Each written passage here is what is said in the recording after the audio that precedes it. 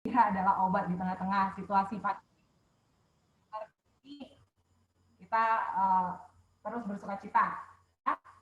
Sebelum kita mulai webinar kita pada pagi hari ini, kita akan buka dulu di dalam doa.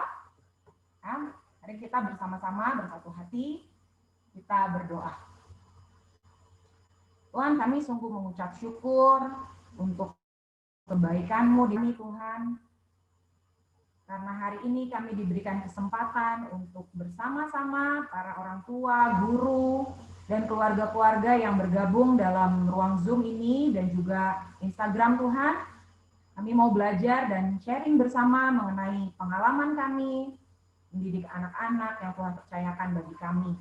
Kami menyerahkan acara ini Tuhan, dari awal, pertengahan hingga akhirnya, biar Tuhan saja yang memberkati setiap device, setiap jaringan internet yang kami pakai, agar informasi yang kami berikan dan yang akan kami terima, itu semua boleh berguna Tuhan, untuk kami mendidik anak-anak yang sudah Tuhan percayakan bagi kami semua. Terima kasih Tuhan, kami menyerahkan acara webinar ini dari awal sampai akhir ke dalam tangan pengasihan Tuhan saja. Di dalam nama Tuhan Yesus kami berdoa dan mengucap syukur. Haleluya, amin. Oke, Bapak Ibu semua, pada webinar pagi hari ini kita akan bagi dalam beberapa sesi. Ya, kita akan mendengarkan pemaparan pastinya dari seorang narasumber pendidikan. Ya, kita akan dengar juga sharing pengalaman dari para orang tua murid. Dan juga nanti di akhir kita akan ada sesi tanya jawab. Ya, ini ada sesuatu yang menarik. Jadi jangan keluar di tengah-tengah ya. Di akhir nanti saat sesi tanya jawab ada hadiah menarik untuk para orang tua yang bertanya. Ya, kalau bertanya nanti kita kasih hadiah yang bisa dipakai saat ini kan lagi masa PPKM darurat ya, pasti banyak waktu yang kita pakai jadi di rumah. Ketemu terus nih sama anak-anak nih, 100% work from home. Nah, hadiahnya bisa dipakai. Nah ya, oke. Pada hari ini, webinar Regeneration ini adalah sebuah program baru dari Sekolah Cahaya Cemerlang yang dibuat berdasarkan perbincangan dan sharing kami dengan beberapa orang tua murid, terutama pada masa pandemik seperti ini. Ya, banyak sekali sebenarnya topik-topik yang akan kita bahas di waktu-waktu yang akan mendatang. Ya, nggak bisa semua satu hari kita bahas pastinya. Ya, jadi nantikan juga webinar Regeneration di waktu-waktu yang akan datang. Kita sih berencana untuk mengadakan webinar ini dengan topik-topik yang menarik setiap bulan, ya. Tolong didoakan juga supaya bisa berjalan dengan lancar. Ya. Baik, Bapak Ibu,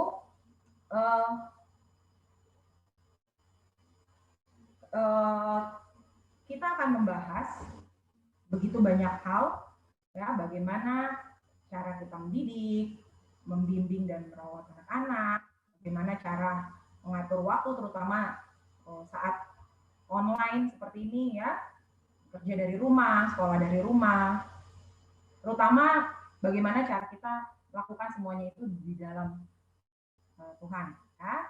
Oleh karena itu, dengan ucapan syukur, kami akan buka acara Regeneration Preparing for Tomorrow's Children yang pertama ini. Puji Tuhan. Oke, Bapak Ibu sekalian, topik pada hari ini sungguh sangat menarik.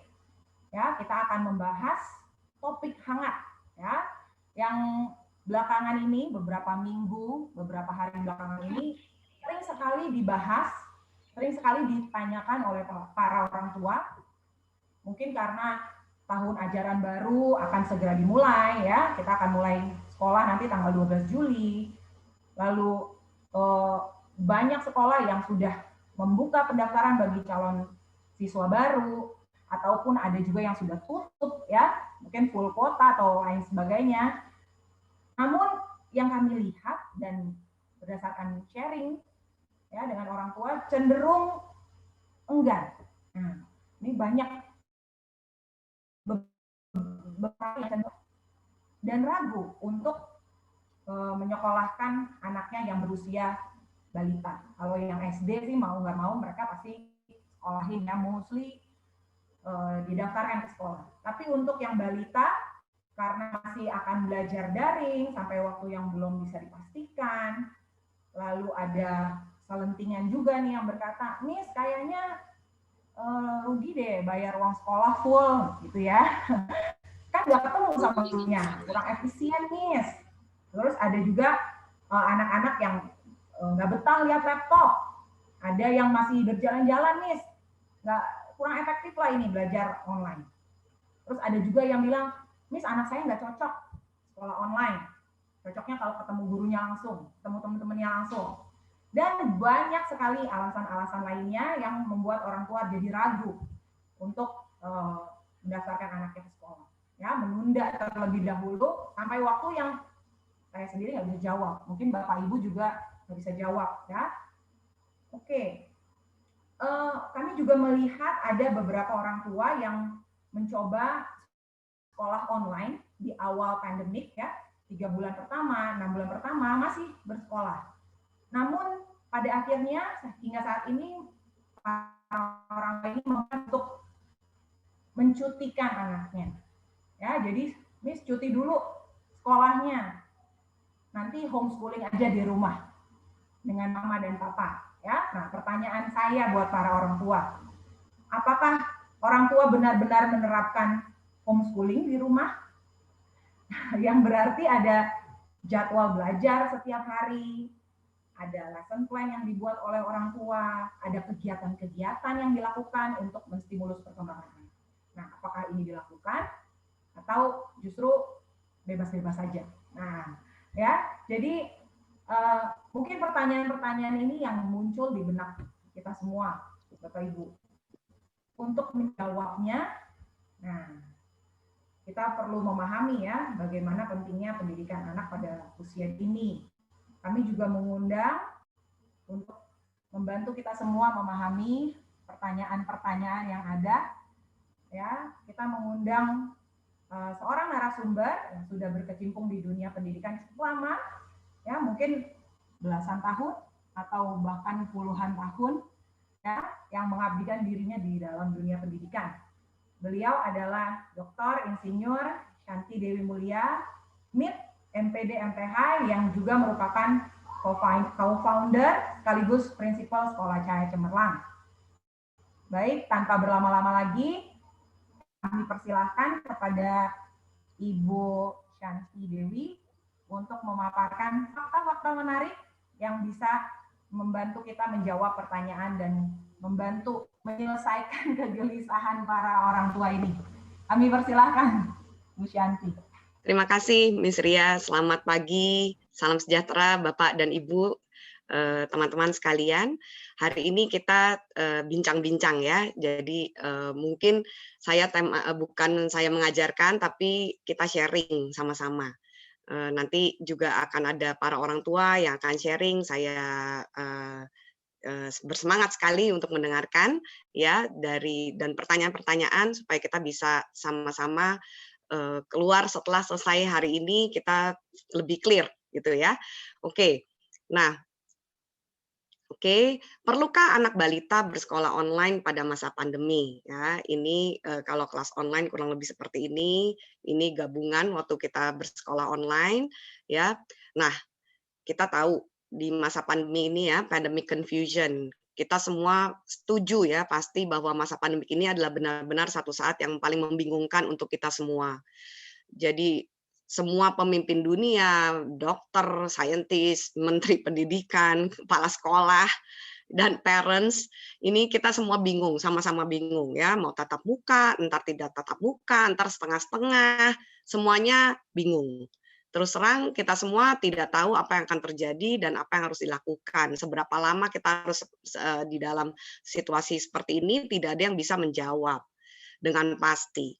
Tetapi paling tidak untuk saya beberapa hal yang membawa pengharapan adalah setiap hari kita pasti tahu, kita pasti ya matahari itu akan terus terbit dan bersinar.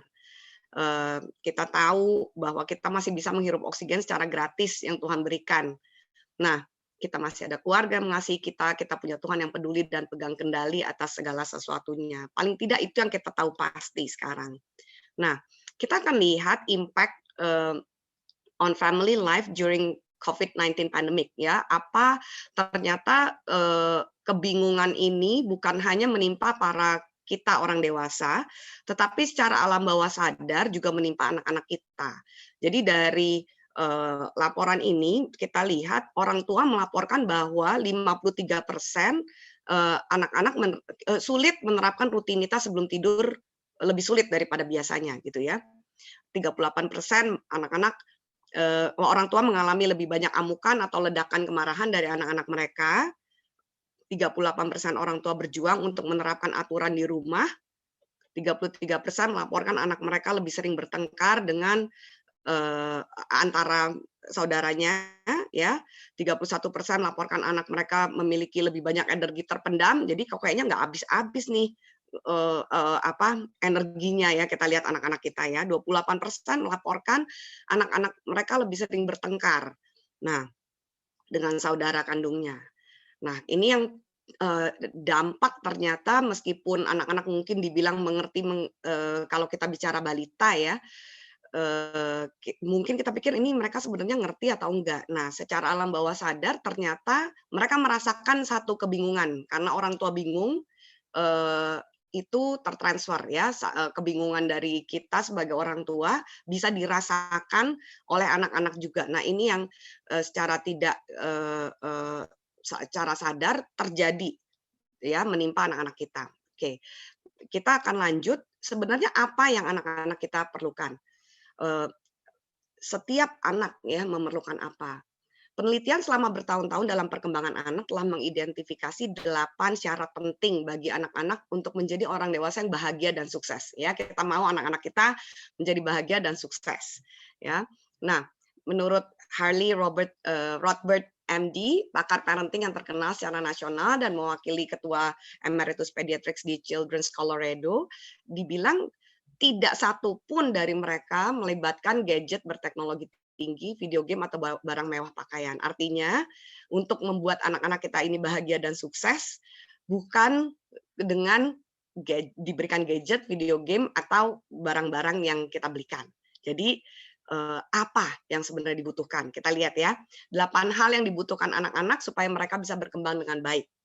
Security, rasa aman ya. Anak-anak harus merasa aman dan sehat dengan terpenuhinya kebutuhan dasar mereka untuk tempat tinggal, makanan, pakaian, perawatan medis, perlindungan dari bahaya. Ini yang pasti saya percaya ini orang tua sudah berikan.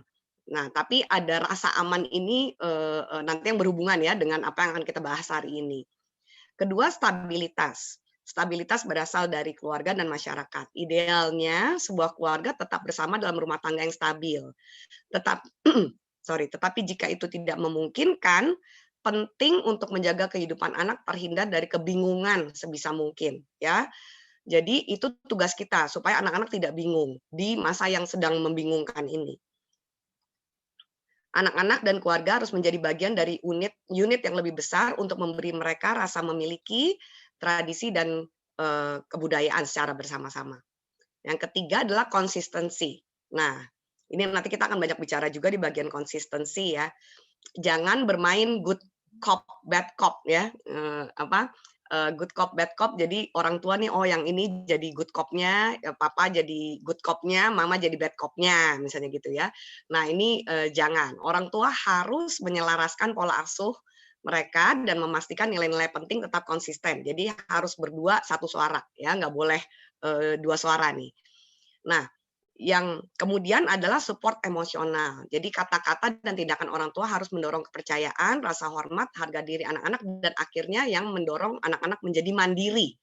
Ya, kemandirian ini nanti kalau kita lihat di jangka panjang, anak-anak kalau yang bersekolah udah di primary school itu sangat penting. Ternyata sangat penting anak-anak memiliki kemandirian. Kemudian kasih, ya kita tahu kasih mengalahkan segalanya. Jadi mengatakan dan menunjukkan bahwa kita mengasihi anak-anak kita dapat mengatasi hampir semua kesalahan pengasuhan yang mungkin kita lakukan. Jadi kita tahu ya jadi orang tua nggak mudah, kadang-kadang kita melakukan kesalahan-kesalahan. Tapi kita tahu love covers everything ya, kasih menutupi segala sesuatu. Jadi bahkan ketika saya juga banyak mendengar ya, kadang-kadang orang tua juga pasti merasa frustasi seharian terus dengan mesti bekerja dari rumah, anak-anak di rumah berantakan, bolak-balik, kadang-kadang nggak taat gitu ya. Jadi bahkan ketika anak-anak tidak taat, marah atau frustasi dan memberontak kepada kita, memang tetap kita harus menunjukkan kepada anak-anak bahwa kita mengasihi mereka dan kita akan selalu mengasihi mereka apapun yang mereka lakukan. Nah, next ini adalah pendidikan. Jadi kita harus memang memastikan anak-anak mendapatkan pendidikan terbaik untuk masa depan mereka termasuk sekolah, tetapi lebih lagi sebenarnya pendidikan di dalam rumah. Ya, pembelajaran hidup yang tidak ternilai yang kita berikan pada waktu kita menghabiskan waktu bersama-sama. Jadi waktu duduk, waktu tiduran, waktu berjalan-jalan, itu sebenarnya pelajaran berharga yang anak-anak terima dari para orang tua. Positive role model, jadi orang tua adalah panutan pertama dan paling penting bagi anak-anak. Ya, tanamkan nilai-nilai kita dan ajarkan empati kepada anak-anak menjadi orang yang kita inginkan. Terakhir itu struktur. Apa tuh struktur? Nah, kita akan bicara banyak mengenai struktur hari ini ya. Kehidupan seorang anak belum ya, kehidupan seorang anak rentan dalam perubahan ya, kita tahu ya. Dan 1 tahun belakangan, 1,5 tahun belakangan ini terjadi banyak perubahan. Nah, sebelum terjadi pandemik kita tahu ya kadang-kadang anak-anak waktu masuk sekolah baru, di daycare misalnya atau dapat pengasuh yang baru atau pindah rumah atau dapat tanggung jawab baru itu anak-anak rentan terhadap perubahan setiap hari. Nah, seorang anak akan berkembang dengan baik ketika dia tahu apa yang diharapkan. Bahkan jika dia tidak suka, misalnya dia tidak suka nih dengan hal yang baru, tapi paling tidak dia tahu apa yang diharapkan. Kemudian dengan menciptakan lingkungan yang terstruktur untuk anak kita, kita dapat membantu mereka merasa aman dan terlindungi. Nah, ini yang merupakan komponen penting dalam mencegah masalah perilaku. Nanti kita bicara. Oke, next. Konsistensi dan structure yang kita akan bahas banyak ya di bagian ini hari ini. Ya, ternyata itu anak-anak perlu konsistensi dan struktur. Apa tuh? Ya. Nah, kita akan bisa lihat apakah anak-anak kita membutuhkan lebih banyak struktur. Kenapa? Apa ciri-cirinya anak kita perlu struktur? Ya. Nah, kita bisa amati perilakunya. Red flags-nya, jadi kalau kita melihat perilakunya menggambarkan seperti ini, berarti kita tahu nih, ini anak udah mulai perlu lebih banyak struktur nih, ya. Nah, jadi yang terjadi, misalnya anak-anak bermasalah di masalah transitioning issues ya, jadi maksudnya rutinnya terganggu, misalnya waktu tidur. Nah, sekarang nih susah, tadinya jam 8 udah tidur, jam 9 udah tidur, sekarang nggak jelas waktu tidurnya. Rutinitas paginya juga nggak jelas. Gitu ya, kadang-kadang masalah kepatuhan, compliance issues ya, lebih nggak taat gitu. Ya, lebih susah gitu ya untuk dibilangin.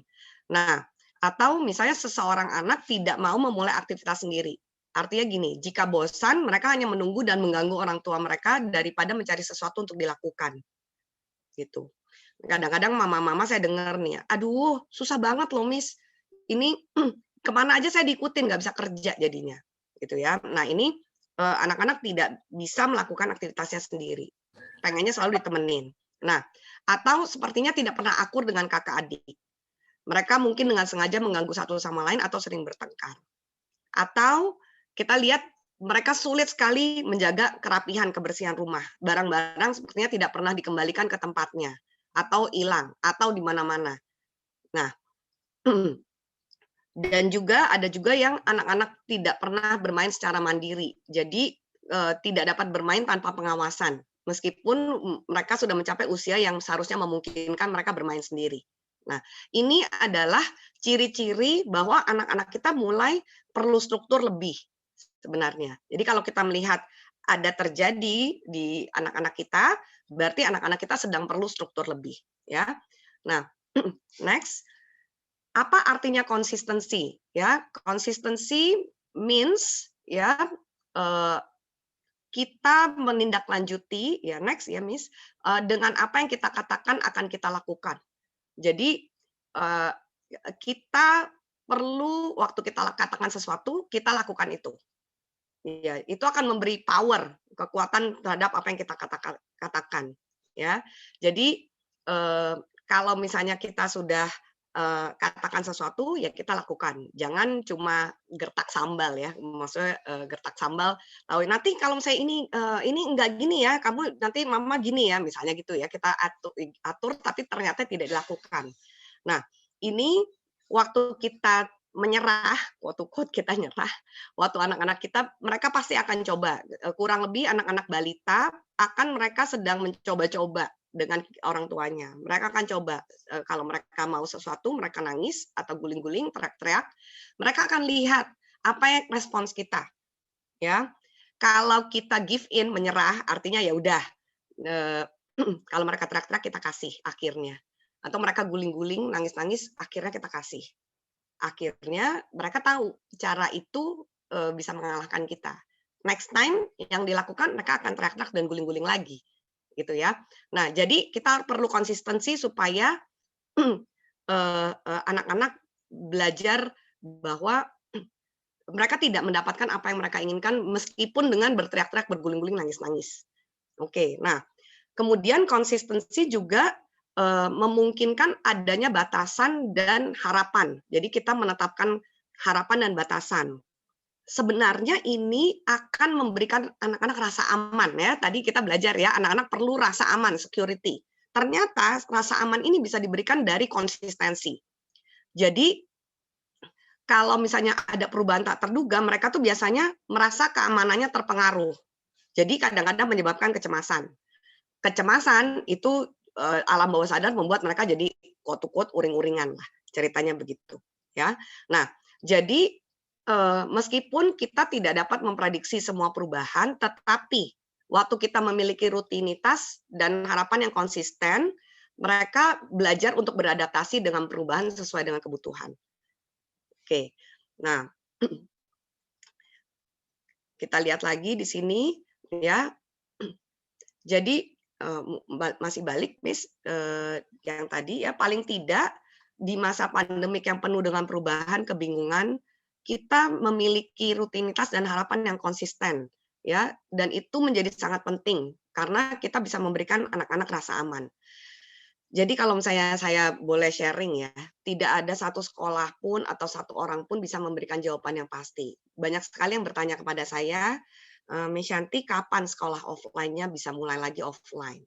6 bulan lagi, 1 tahun lagi, 2 tahun lagi?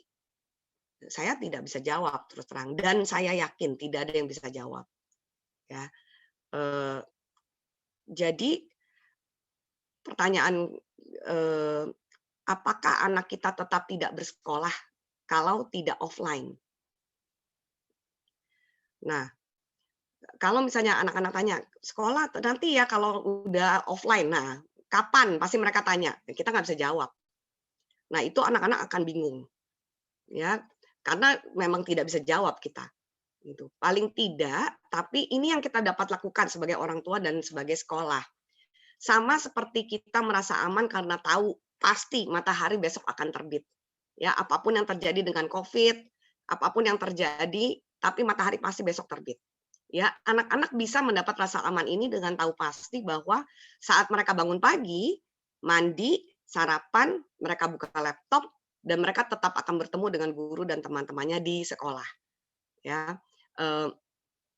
jadi ini kadang-kadang kita underestimate anak-anak kita ya, tentang daya adaptasi mereka yang tinggi. Nanti kita akan mendengar banyak cerita dari para parents ya. Oke, nah next.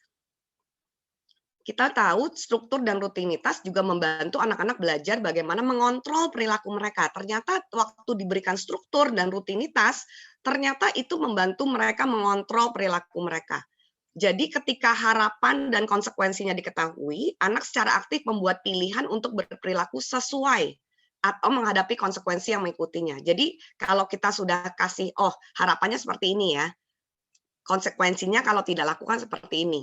Nah, itu anak-anak kita berikan kebebasan untuk memilih. Nah, apa yang kenapa itu bisa mengontrol perilaku? Ya, jika kita secara konsisten merespons perilaku positif dan negatif, anak-anak akan cenderung menyesuaikan pilihan mereka, perilaku mereka. Ya, contohnya nih misalnya, kita sebagai orang dewasa aja, jika setiap hari waktu kita pulang, kita lewat jalan, satu jalan, nyetir, terus kita tahu ini jalan ada lubang. Nah, pada akhirnya kita akan belajar ya bahwa kalau lewat jalan ini pelan-pelan gitu ya. Jangan sampai gejegluk gitu ya. Karena kita nggak mau banyak kempes. Jadi kita ini mengubah perilaku karena keadaan yang konsisten.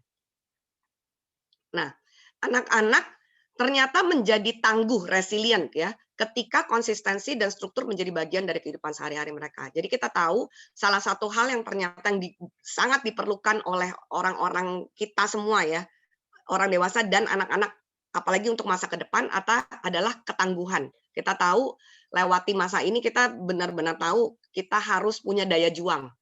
Nah, ini yang ternyata struktur dan rutinitas akan membuat anak-anak malah mempunyai daya juang dan tangguh. Oke.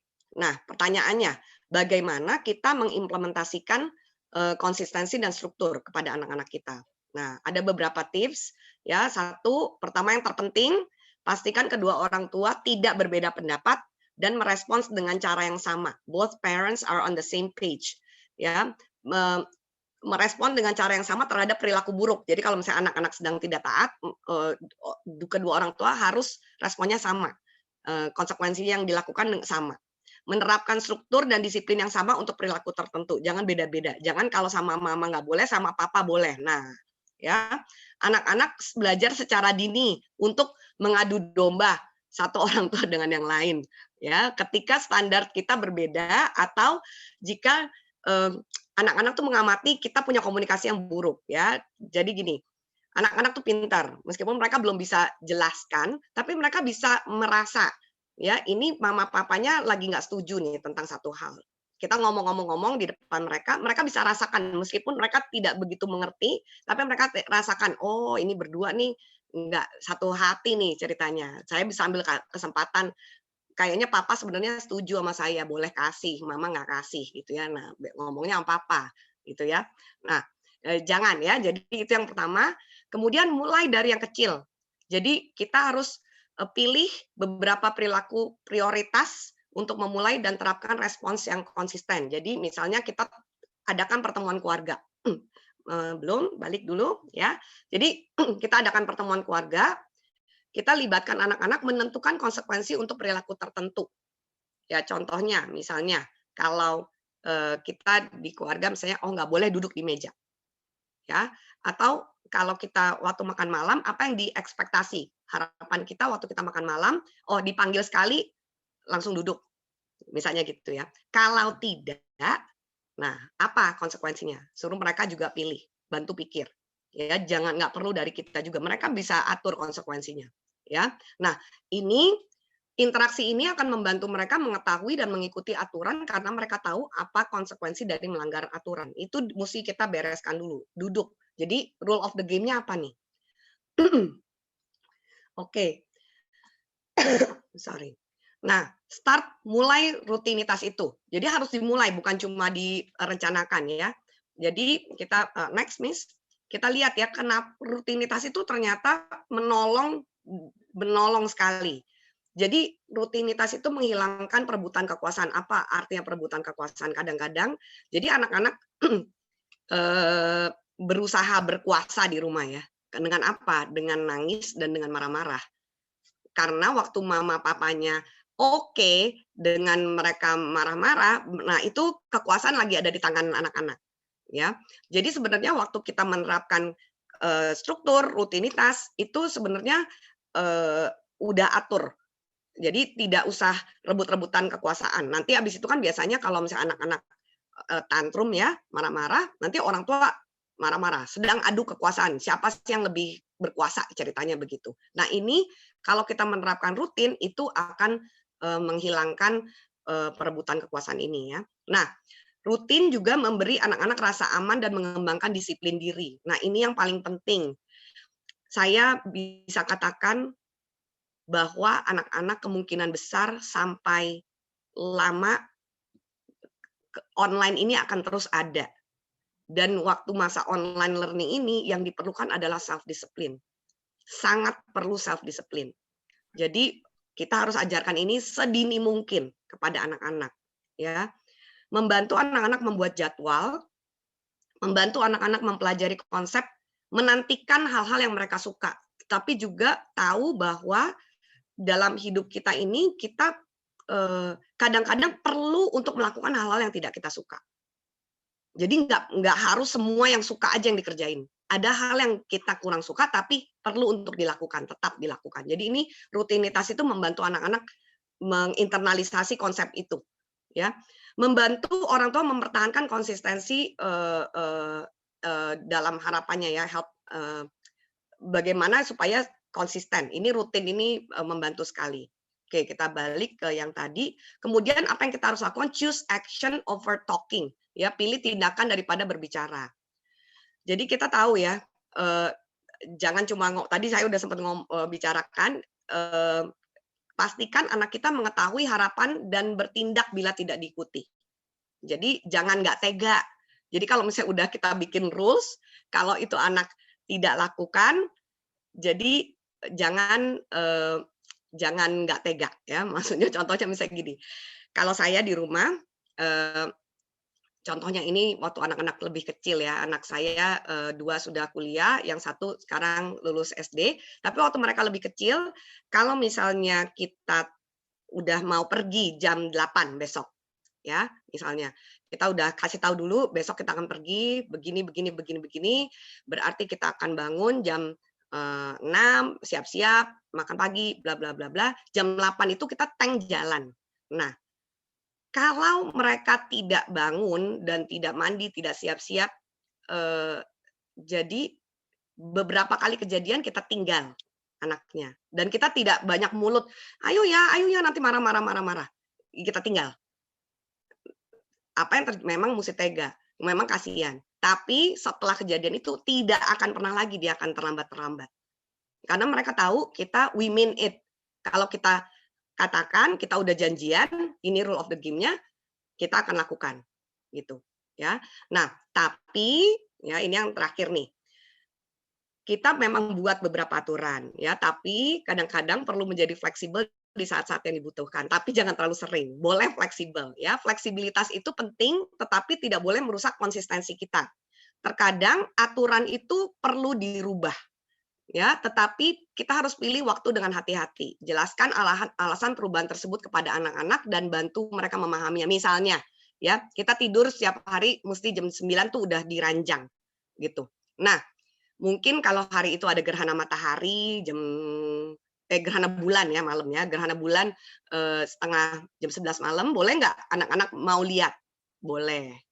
Ya, jadi kita bisa mengubah rutinitas karena ini peristiwa langka yang kita alami, ya boleh gitu. Nah, jadi itu yang kita belajar hari ini. Ternyata kesimpulannya menciptakan struktur di anak kita adalah tentang membangun rutinitas yang teratur. Ya, mungkin berarti menjaga waktu bangun, makan, snack time, tidur siang pada waktu yang sama setiap hari. Jadi waktu yang sama. Makanya tadi mungkin saya tertarik dengan Miss Ria tadi mengatakan banyak orang tua cuti dan mengatakan akan homeschooling anak-anaknya, tetapi tidak melakukan yang seharusnya dilakukan homeschooling. Karena homeschooling berarti ditetapkan belajar di rumah. Belajar di rumah artinya bangun jam tertentu, mandi juga, duduk ada corner tertentu, belajar dari jam berapa, ada break time jam berapa, makan jam berapa. Bukan homeschooling artinya dibebaskan suka-suka di rumah. Misalnya gitu ya, kalau mamanya sempat belajar bareng-bareng, nggak sempat enggak, mamanya lagi repot, ya ntar sorean, ntar malaman, tidak seperti itu sebenarnya. Jadi itu yang menyebabkan anak-anak bingung, tidak ada pegangan, struktur yang kuat. Ya, jadi anak-anak membutuhkan aturan dan rutinitas ini karena sejumlah alasan untuk memahami batasan. Oke, untuk maaf ini suaranya. Oke, untuk belajar disiplin diri, untuk mengalami frustasi dan kepuasan yang tertunda, tapi kemudian berinteraksi secara tepat, ya bagaimana mereka overcome itu, ya. Nah, rutinitas ini juga mengajarkan kemandirian. Jadi begitu anak kita memahami bahwa pagi itu mulainya sikat gigi, pakaian, sarapan, pakai seragam, kemudian sekolah, ya. Jadi kita tidak perlu terus-terus mengingatkannya, ya. Jadi nggak perlu teriak-teriak. Nanti mereka akan terbiasa, mereka tahu, mereka mandiri akan bisa lakukan itu. Nah, anak-anak kita nih diciptakan Tuhan dengan kemampuan beradaptasi yang luar biasa. Nanti kita akan dengarkan sharing orang tua setelah ini ya. Kemandirian itu kemudian meningkatkan harga diri. Anak-anak berasa punya harga diri, confident. Dia menjadi percaya diri untuk merawat dirinya sendiri, mengatur, ya. Nah, kita juga cenderung tidak ada masalah perilaku kalau misalnya konsistensi dan struktur ini dilakukan. Nah, ketika anak kita tahu apa yang diharapkan, dia tidak akan terlalu cemas tentang apa yang sedang terjadi. Jadi dia mengkontrol mau papa mama hari ini WFH, entar enggak atau apa, dia tahu apa yang dia harapkan. Dia tahu bagian dia tetap sekolah. Bangun pagi, sarapan, dia ada aturannya sendiri, gitu ya. Jadi anak-anak bebas untuk fokus mengelola perilakunya daripada mengkhawatirkan dan secara alam bawah sadar menjadi bingung dengan apa yang terjadi di dunia ini. Mungkin sekian dari saya. Terima kasih, Ms. Ria. Oke, terima kasih Shanti, sungguh luar biasa pemaparannya. Kami belajar banyak hal ya. Kalau saya boleh sharing, saya ada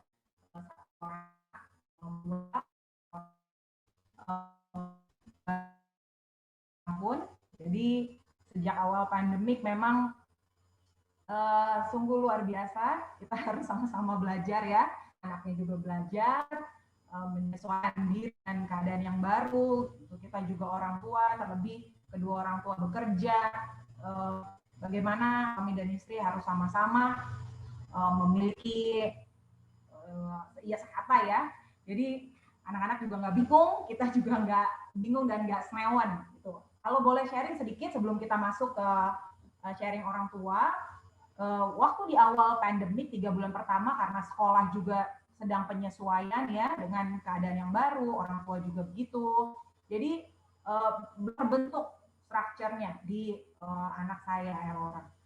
3 bulan pertama sungguh luar biasa ya, malam kerjain tugasnya, YouTube-nya diputar malam, nunggu kita semua selesai bekerja, orang tua sudah capek, anak-anak juga udah ngantuk ya, jadi tidak fokus lagi dan nggak efektif. Tapi setelah berjalannya waktu, sekolah sudah siap untuk sekolah online, orang tua juga sudah bisa mengatur waktu dengan baik, anak-anak juga. Dan setahun terakhir begitu lebih mandiri. Kita lihat juga dia bisa sekolah sendiri, duduk ya, tidak ditemani dengan orang tua. Jadi orang tua juga lebih tenang waktu bekerja. Terus kita komunikasi dengan guru kelas, bagaimana ketika anak-anak menghilang dari layar ya, tiba-tiba nggak ada di layarnya guru, langsung guru WhatsApp orang tua. Nah ini komunikasi yang baik antara guru dan orang tua diperlukan sehingga anak-anak ketika keluar dari track bisa kembali lagi dan mengikuti Oke, tanpa berlama-lama lagi saya akan panggilkan dua orang tua yang sungguh sangat luar biasa. Bagaimana mereka sudah melewati sekolah online ini ya 1,5 tahun dengan sangat baik ya, hebat mama-mama dan papa-papa. Saya akan panggilkan sapa terlebih dahulu Ibu Yulia, Mama dan Pak Nikolas. Saya juga ada Papa dari Maria dan Kana, putri kembar berusia 4 tahun. Benar ya Mama Yulia? Ya, sudah 4 tahun ya Maria Kana ya? Oke. Maria Kana akan masuk ke K1 di tahun ajaran ini. Bu Yulia dan Pak Nikolas adalah orang tua yang bekerja, jadi kalau saya itu kadang work from home ya, sekali juga Ibu, tapi sungguh sangat luar biasa bagaimana bisa mengatur waktu membimbing anak-anak Maria Kana semasa online learning. saya juga akan sapa Ibu Meli, mama dari 2 orang putra, Dave yang saat ini naik ke kelas 3, berusia 8 tahun, juga Devon, berusia 4 tahun akan naik ke kelas K1. Oke.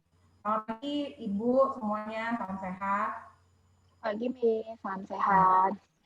Pagi Miss. Ya. Baik Ibu, kita sharing ya, tanya jawab. Nanti kita ganti-gantian nih bagaimana pengalaman Mama Yulia dan Mama Mary dalam menyikapi anak-anak semasa sekolah online. Pertanyaan saya yang pertama, apakah di awal online learning ya sejak Maret tahun lalu, para ibu dan bapak pernah mengalami kebingungan atau ketakutan, ya kegelisahan gitu dalam menyikapi sekolah online ya. Aduh, tiba-tiba kok sekolah online ini saya mau kerja di mana? Mau mungkin kalau Mama Yulia ke kantor di mana nih? Mama Meli di rumah kapan nih masaknya nih saya kapan beres-beres rumahnya ya gitu, karena ini ada satu ada working mom, ada ibu rumah tangga full. Jadi kita akan mendapatkan insight yang begitu luar biasa. Boleh mungkin Ibu Yulia terlebih dahulu? Oke, thank you Miss untuk waktunya. Kalau boleh sharing di awal-awal pasti ya sama dengan mama-mama dan papa-papa semua struggling banget karena sesuatu yang baru ya, kita belum pernah mengalami ini, terus harus dihadapkan di waktu yang cukup cepat ya karena kita belum sempat adaptasi dan kita juga sebagai working mom juga harus kerja. Jadi awal-awal sih pasti yang jadi ketakutan adalah, aduh bisa nggak ya Maria Tanan di sekolah online, tapi saya juga harus kerja gitu. Itu pemikiran yang benar-benar di otak tuh kayak muter terus gitu. Tapi kepikiran cuti sama sekali juga nggak pernah sih, karena saya tahu takutnya nanti memperlambat mereka punya pertumbuhan juga gitu. Cuman ya pasti kekuatan antara orang tua juga ya, kita saling dukung, pasti bisa. Dan puji Tuhan juga ternyata setelah dijalani nggak sesulit itu gitu, ternyata nggak sesulit itu, dan ternyata justru buat kita orang tua sangat berdampak baik karena kita benar-benar tahu banget, oh ini anak ternyata udah sampai sini kemampuannya gitu. Karena kalau kita jujur kalau masih dulu kantor kan kita hanya tahu dari laporan miss-nya, dari memang sharing miss-nya gitu, kita nggak lihat langsung bagaimana ini anak sebenarnya bertumbuh. Tapi puji Tuhan dikasih waktu di rumah, bisa liatin mereka sekolah, oh ternyata positifnya banyak juga gitu. Jadi ketakutan-ketakutan di awal pandemi online learning ini sama sekali akhirnya kayaknya kok lebih banyak positifnya dibanding ketakutannya. Akhirnya ketakutannya kalah sendiri sih. Akhirnya ternyata mungkin karena anak Maria Tana juga punya kita koordinasi support juga mamanya, mungkin dia tahu juga mamanya kecil, jadi nggak terlalu, ternyata setelah dijalani Tuhan kasih ini kok kelancaran semuanya baik-baik aja gitu sih Miss. Ternyata selama kita percaya bisa, pasti bisa sih. Kalau saya gitu aja prinsipnya sama papanya. Gitu sih Miss, kalau awal-awal pandemi ya. Kalau boleh share. Luar biasa ya. Ini positif sekali Mama Yulia. Hebat ya. Oke, kita coba ke Ibu Meli. Bagaimana Ibu? Iya Miss. Awal-awal pandemi ini, aduh gimana ya, luar biasa sih Miss. Apalagi Devon kan tipe anaknya, aduh main aktif ya. Terus sekolah pun, aduh udah sempat nyerah juga sih Miss. Sempat nyerah, cuman ya kita pikir lagi kan, kalau kita nggak lanjutkan, gimana ya ini anak gitu kan. Kita juga saya sih sadar sebagai orang tua, saya nggak bisa kayak 100% tuh memberikan pelajaran yang gimana kepada anak gitu kan. Intinya tuh nggak bisa konsisten gitu, ya kan. Tapi di saat kayak gini ya ada baiknya sih si Devon, saya lihat nih berubah banyak sih, Miss. Oke, puji Tuhan, luar biasa ya Bu. Walaupun pasti berantakan sih rumah, aduh berantakan. Jam masaknya nanti kalau udah selesai sekolah masak pun ngebut. Jadi sebelum anak iya ngebut deh. Ya, tapi luar biasa ya, saya lihat juga dari hasil perkembangan Dave khususnya, karena saya lebih sering bertemu dengan Dave ya. Ini Mama luar biasa di rumah, berarti bisa struktur dengan baik ya. Semalam juga saya bilang sama Bu Meli, ini berhasil Ibu untuk menjalankan online learning di rumah ya. Jadi nggak perlu takut, semuanya terselesaikan dengan baik. Anak tetap makan buktinya ya. Oke. Kita lanjut lagi pertanyaan berikutnya. Tadi sudah sempat disinggung oleh Ibu Yulia.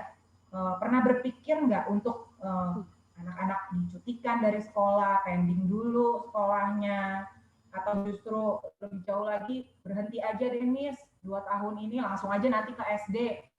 Itu ya, tadi Mama Yulia udah sempat singgung, nggak kepikiran gitu. Nah, tapi boleh dijelaskan nggak Bu? Kenapa bisa sampai nggak kepikiran? Justru yang banyak terjadi saat ini tuh pilihan di awal langsung cuti aja Miss, gitu karena saya menyerah. Nah ini sungguh sangat baik. Kita mau dengar pendapat dari Mama Yulia yang sejak awal memang tidak berniat untuk mencutikan anaknya dari sekolah. Boleh Ibu, silakan.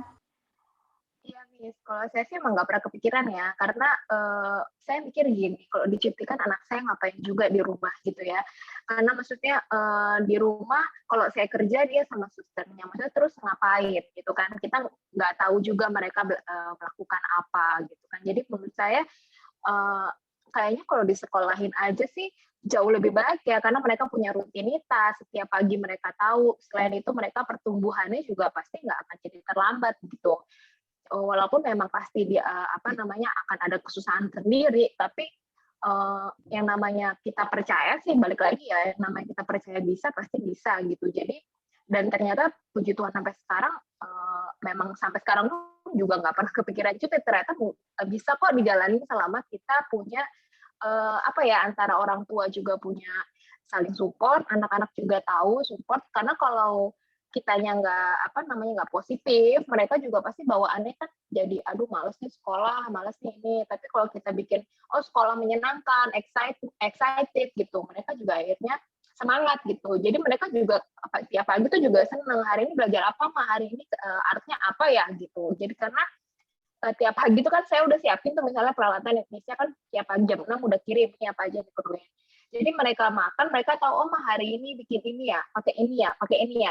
Jadi dia lihat bahwa oh mama juga ternyata sebegitunya mempersiapkan sekolah saya juga kayaknya sama apa yang tadi Miss Yanti bilang benar banget. Mereka mungkin nggak ngerti secara ini ya, secara bagaimananya, tapi mereka bisa ngerasain gimana sih mama dan papa saya ini peduli dengan pertumbuhan saya gitu.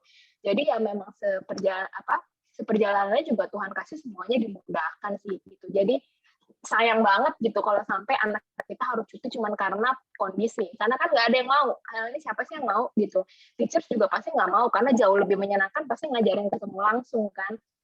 Gitu. Jadi ya sayang banget kalau sampai dicutiin si anaknya. Gitu sih, Miss. Oke, baik.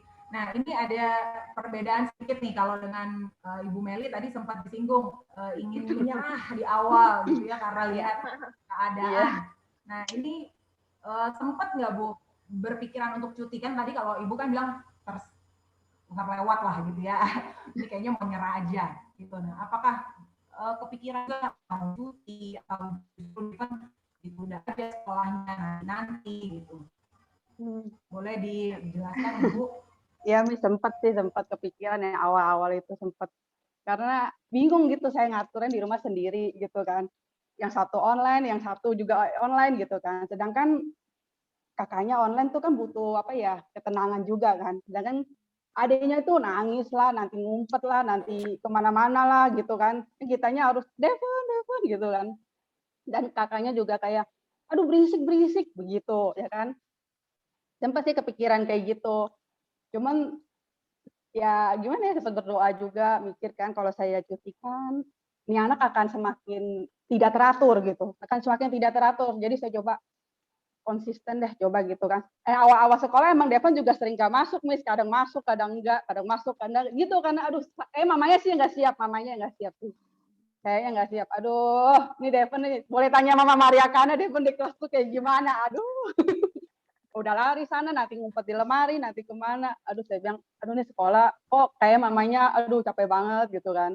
Tapi ya, saya coba, kita yang harus mengalah sih sebagai orang tua, harus mengendalikan diri kita dibanding anaknya yang mengendalikan diri mereka gitu. Kita coba dulu dari kitanya. Setelah kitanya bisa, anak pasti bisa. Jadi kalau sekarang sih udah enggak lah. Luar biasa ya Ibu. Mama Maria Kana lihat, Ibu Santi dan guru-guru yang lain juga lihat bagaimana perubahan perilaku dari Devon khususnya ya, juga dengan luar biasa. Nanti kita akan bahas juga ya perubahan-perubahan yang terjadi selama mengikuti online learning seperti apa. Ini sungguh sangat menarik. Ada pertanyaan yang mau saya tanyakan ke orang tua. Kendala apa saja yang selama ini sampai saat ini tentunya ya, dari awal sampai sekarang, yang paling dibilang berat juga jangan diberat-beratin ya Bu. Jadi yang kendala yang paling sulit lah, yang sepertinya belum bisa terselesaikan selama masalah online learning ini gitu, yang Ibu alami, Bapak alami, juga anak-anak alami, kendalanya seperti apa supaya orang tua yang lain juga bisa belajar bahwa nanti ini waktu sekolah ada kendala ini dan udah tahu solusinya apa gitu ya. Jadi kalau Mama Maria Kana dan Mama Devon bisa melewatinya, nah jangan sampai nanti orang tua yang lain struggling juga. Jadi kita mau sharing kendala apa sih yang selama ini Ibu hadapi, yang mungkin masih terus dihadapi sampai saat ini, dan solusinya seperti apa. Silakan Mama Yulia dulu. Kalau kendala yang paling berasa sih mungkin di awal-awal sih Miss ya, di awal-awal karena memang dari sekolah juga kan mungkin belum dapat ritme yang pas gitu ya, karena masih awal-awal, jadi memang kan masih dalam bentuk YouTube, terus habis itu anak-anak dikasih tugasnya, nah itu aja sih, karena akhirnya kan kita ngebaginya juga jadi ini ya susah, kadang-kadang memang baru bisa terselesaikan agak-agak siang gitu kan, sedangkan di sisi lain misalnya sih ada meeting pagi, jadi susah ngebaginya.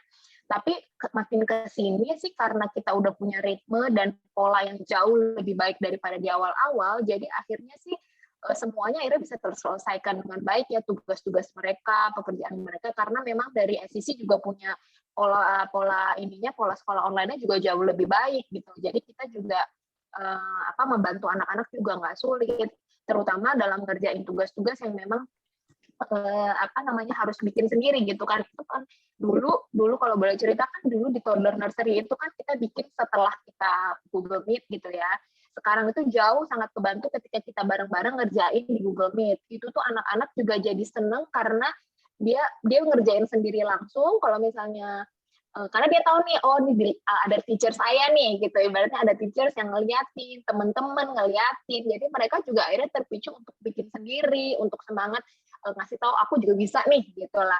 Kalau misalnya pas nggak Google Meet itu kan mereka kayak ya udahlah mama aja lah, adalah kepikiran mereka seperti itu kan, karena nggak ada teachersnya kok gitu. Nah tapi setelah sekarang ini udah kerjain bareng di Google Meet, mereka jauh lebih pede juga akhirnya ngerjain itu semua sendiri tanpa harus dibantuin gitu. Jadi walaupun dibantu sedikit-sedikit lah ya, memang anak-anak umur segitu belum bisa.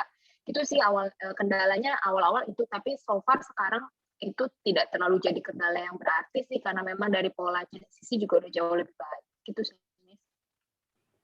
Oke, terima kasih Ibu. Kita coba ke Ibu Meli, apakah ada kendala yang masih terus dialami hingga saat ini? Ya sama sih, kendala-kendala emang di awal-awal sih, awal aja sih Miss. Kalau sekarang sih kendalanya untuk Devon sih ya masih harus ditemenin. Kalau maminya pergi dia ikut gitu, dia harus ditemenin. Tapi kendala yang kemarin paling berasa sih awal-awal tuh bahasa. Devon itu kan emang bicaranya telat, ya kan, makanya kita kan sekolahin waktu itu. Dan baru sekolah berapa bulan pandemi, ya kan. Jadi dia tuh dari dokternya dibilang di rumah itu belajar satu bahasa dulu. Jadi kita kan terapkannya bahasa Indonesia dulu karena bahasa rumah gitu kan. Nah, pas masuk sekolah itu online dan SCC kan pakai bahasa Inggris ya Miss ya. Devon itu saya lihat ini anak kenapa ya? Saya lihat ini anak kenapa ya? Kok nggak mau ngikutin gitu? Kayak nggak fokus, gurunya cerita dia kemana-mana, dia main, dia nggak mau ngikutin gitu, ya kan? Terus nggak bisa, pokoknya dia benar-benar nggak ngikutin. terus kita pikir gitu, kita sharing dengan gurunya gitu kan. Ternyata saya tanya, Miss, kayak si Devon nggak ngerti nih bahasanya nih gitu kan, dia nggak ngerti bahasa Inggris sama sekali nih karena dia belum sempat menikmati sekolah offline juga, baru kemarin trial gitu kan, kendalanya di bahasa saya bilang. Dan puji Tuhan sih dari sisi Miss-nya pada baik kan, kalau Bible story dengan bahasa Inggris nanti akan ada selingan atau terjemahan dari cerita pakai bahasa Indonesia juga. Nah semenjak itu saya lihat ini anak tertarik sampai bisa tanya. Kalau dia bisa tanya, aduh saya udah seneng banget. Aduh Devon bisa tanya gitu, tapi kan dia mengikuti gitu kan. Nah kendalanya waktu itu sih di bahasa aja sih saya si Devon, dan udah nggak bisa diem itu aja. Tapi puji Tuhan sih sekarang sih udah Miss, udah nggak ada kendala apa-apa sih Devon. Cuman harus ditemenin aja, belum bisa sendiri. Masih lari-lari.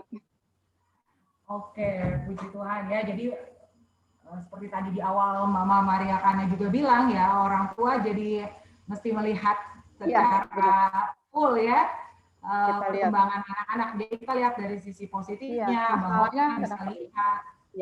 Iya, betul. Ya bagian masak dan bersih-bersih rumah kita tunda ya Ibu. Iya, belakangan setelah selesai online. Anak-anak makan, ibunya baru apa-ngapain deh. Nggak pada saat anak tidur siang udah deh kita mulai deh beres-beres nyicilin. Iya, luar biasa Ibu. Oke, pertanyaan selanjutnya.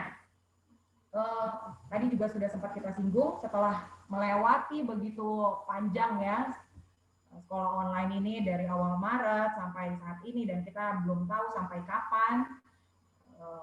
Pemerintah sendiri sudah mencanangkan nih awal tahun ajaran ini, ayo masuk semua, gitu ya, 25%, 50%, 2 jam, 3 jam, begitu banyak rencana yang sudah dicanangkan. Ternyata dalam sekejap batal, ya, karena ada darurat PPKM ini. Nah, saya mau tanya, bagaimana Bapak Ibu melihat perubahan dan apa saja perubahan yang terjadi ketika anak-anak sekolah online ini selama lebih dari 1 tahun. Ada perubahan apa yang terjadi di Maria Kana, di Devon, atau di Dave ya, yang terjadi yang Bapak Ibu bisa lihat, notice dengan jelas perubahannya dari awal pandemik sampai saat ini. Boleh Ibu Yulia? Kalau saya lihat sih yang paling menonjol ya, selain dari ininya, lebih ke percaya diri sih. Mereka jadi lebih percaya diri sekarang. Dulu itu mungkin di awal-awal sekolah offline kan juga mereka anak-anak masih nangis, masih cariin mamanya gitu ya. Nah sekarang itu mereka jauh lebih percaya diri dan lebih, mungkin karena umurnya juga sudah bertumbuh juga ya, jadi lebih merasa oh I can do it gitu. Jadi mereka punya rasa yang rasa percaya diri yang jauh lebih tinggi dibandingkan di awal-awal. Mungkin karena juga mereka juga melihat bahwa mamanya juga percaya mereka punya kepercayaan diri, jadi akhirnya mereka bertumbuh jauh lebih percaya diri sih kalau saya lihat sekarang. Dan disiplin itu udah pasti jauh lebih disiplin, karena memang saya juga soal itu memang agak keras ya. Saya kayak misalnya kalau bangun tidur atau jam tidur itu saya kurang kasih kelonggaran kalau soal itu, karena kan pikirnya buat kesehatan mereka juga. Tapi akhirnya puji Tuhannya berujung ke disiplin di sekolah juga sih pada akhirnya. Maksudnya ternyata memang benar kata Nishanti di awal, penting banget disiplin buat anak-anak umur segini tuh, terutama anak umur balita ya masih, karena mereka kan percayakan sepenuhnya hidup mereka kepada orang tuanya ya. Jadi benar-benar ya kita yang harus punya kedisiplinan itu buat mereka. Jadi mereka lama-kelamaan mereka akhirnya nggak perlu disuruh pun akhirnya udah tahu apa yang perlu mereka lakukan. Gitu sih kalau dulu boleh sharing, kayak waktu Miss Santi sama Miss Bara masih ke rumah ya, kadang-kadang suka visit ke rumah. Ini yang mereka juga udah tahu. Harusnya kita lihat dari tadi. Aduh, matang. Kalau misalnya ditanya sama Miss-nya, abis ini mau ngapain Maria Kana? Mereka udah tahu, mau ngerjain worksheet, Miss. Di situ saya kadang jadi, oh ini anak udah tahu nih, berarti mereka udah benar-benar disiplin apa yang mereka harus lakukan ketika Miss-nya pulang, mereka harus ngapain, baru mereka boleh apa. Itu kayaknya di situ saya ngerasa kayak ternyata nggak sia-sia juga saya ngajarin rutinitas yang memang di awal-awal kayaknya bikin boring kali ya, mereka pasti, saya kan kepikiran itu, boring kali ya mereka harus begini. Tapi ternyata untuk umur segini ternyata penting banget, memang sepenting itu saya juga ngerasain sih, gitu sih Miss. Jadi mereka jauh lebih percaya diri dan jauh lebih disiplin sekarang, gitu sih Miss ya. Ya, luar biasa ya. Saya juga punya testimoni untuk Maria Kana. Ketika terakhir kemarin kita ketemu di tempat futsal ya, mereka dengan sendirinya waving hands gitu, mungkin lupa ini mukanya siapa gitu ya, pakai masker, tapi dengan percaya diri mereka waving hands gitu, menandakan mereka say hi ke gurunya, dan itu bukti dari kepercayaan diri mereka ya, yang sudah diajarkan selama ini oleh orang tua dan guru-guru di kelas. Luar biasa. Untuk Ibu Meli, mungkin boleh Bu sharing apa yang paling Ibu lihat dari perkembangan Devon, perubahannya seperti apa, yang paling terlihat Ibu. Silakan Ibu. Untuk Devon, saya lihat sih anaknya ini sekarang tuh disiplin nih. Bener disiplin tuh bener banget. Lebih disiplin dan dia kayak tahu gitu tanggung jawab dia. Kan kalau dulu awal sekolah tuh lihat baju sekolah aja udah nangis, udah nggak mau. Lihat baju sekolah udah takut, nangis. Terus drama dulu dia pagi-pagi nangis itu. Tapi semakin kesini saya lihat nih anak nih, dia pagi, malam sih saya udah bilang, dia besok sekolah yang good ya, ya gitu kan. Nah besoknya dia bangun, dia disiplin, dia udah tahu tuh waktu-waktu jamnya kan, dia mandi. Terus dia udah maksudnya nggak nangis tuh, lihat baju sekolah dia pakai gitu kan. Mami, nanti Dede habis sekolah Dede boleh main ya? Iya boleh gitu kan. Jadi dia disiplin. Nah sampai saat ini, hari ini kan kita lagi libur-libur nih. Saya tuh nggak nyangka sih dia sampai nanya kayak gini. Mami, besok Dede sekolah apa libur? Setiap hari, setiap malam dia selalu tanya. Kayak dia tuh udah tahu kok setiap hari saya sekolah, kok sekarang saya nggak sekolah gitu, kok libur gitu, libur terus gitu kan. Iya Dede libur. Dede masih libur? Iya. Jadi kayak dia rutinitasnya udah kebentuk. Jadi dia tahu kalau pagi itu dia sekolah. Dia udah tahu dia pagi dia sekolah gitu. Sampai makanya dia sedang, wah hebat banget nih anak nanyain mau sekolah gitu kan. Biasanya udah nangis mau sekolah gitu kan. Gitu sih saya lihat nih anak disiplin, tanggung jawab. Terus kadang dia bilang kalau lihat kakaknya lagi kerjain peses, dia selalu bilang, Mami, Dede mau kerjain tugas. Dede ada PR nggak? Dede ada peses nggak? Dede belum ada peses. Jadi kayaknya sih termotivasi sama kakaknya juga ya. Jadi dia udah tahu dia tanggung jawab nih. Dia harus kerjain selesaikan tugas. Tapi kalau selesai tugas, Dede boleh main gitu kan. Mau main Lego boleh gitu. Jadi dia tahu tanggung jawab, dia harus sekolah dulu, dia harus kerjain tugas dulu. Nanti dia boleh main gitu. Disiplin sih utamanya sih, penting banget emang.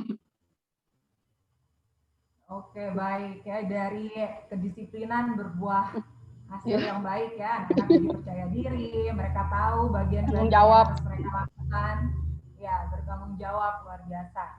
Oke, kita akan lanjut, ini pertanyaan yang terakhir ya, kami mohon orang tua mungkin bisa sharing kiat-kiat atau masukan-masukan bagi para orang tua yang lain yang masih bingung, bimbang, apakah harus menyekolahkan anaknya atau tidak di tengah-tengah pandemi ini, ya. Bagaimana cara Ibu Yulia, Ibu Meli dalam menjalankan online learning, misalnya tentang pengaturan tempat belajar di rumah atau pengaturan pendamping, mungkin ada saat-saatnya pemberian reward atau seperti apa, masing-masing keluarga pasti punya caranya masing-masing ya. Lalu bagaimana Ibu membagi waktu di tengah-tengah pekerjaan kantor, pekerjaan rumah, terus harus mungkin ada yang harus menemani anak-anak. Boleh Ibu sharing kiat-kiat dan masukannya bagi kita semua. Silakan Ibu Yulia. Oke, Miss. Kalau saya boleh kasih saran sih untuk orang tua gitu ya, kita pokoknya jangan pernah takut di awal ya. Sama sih kita jalanin hidup kan juga Tuhan selalu bilang jangan pernah takut karena Tuhan kan selalu lindungin kita lah, selalu bimbing kita. Sama juga dengan kita ke anak-anak kita di sekolah online. Emang pasti nggak gampang buat di awal-awal, sangat susah, sangat sulit gitu. Tapi itu yang namanya kebiasaan aja sih. Bagaimana cara kita ngeresponnya aja. Lama-lama kalau misalnya kita secara pribadi menjalani ini dengan happy, kita ngerasa bahwa ini pasti ujungnya akan baik, percaya pasti akan baik gitu. Jadi nggak usah takut, nggak usah merasa kayak aduh anak saya bisa nggak ya, anak saya ini percaya dia pasti bisa gitu. Yang penting kalau kitanya sendiri nggak percaya, mereka nggak akan bisa gitu. Jadi kalau saya sih selama kita sebagai orang tua punya positif thinking gitu ya, positive vibes, mereka pasti akan ikutin gitu. Walaupun pasti di awal buat mereka ini apaan sih begini ini. Maksudnya buat mereka tuh susah. Tapi benar kata Miss Yanti, anak-anak sekarang tuh adaptasinya luar biasa gitu. Mereka akan mengerti, oh kayaknya baru berapa hari aja lama-lama mereka udah tahu kok, oh ini adalah sesuatu rutinitas, mereka harus sekolah, ini mereka ngerti gitu. Jadi nggak usah takut, anak-anak nggak akan bisa ngejalanin, percaya mereka pasti bisa jalani. Selama kitanya juga support ya, selama kita support. Kalau saya sih kiatnya, saya umur mereka masih toddler nursery dulu, saya masih bimbing full. Jadi saya masih setiap mereka sekolah saya selalu ada di samping mereka.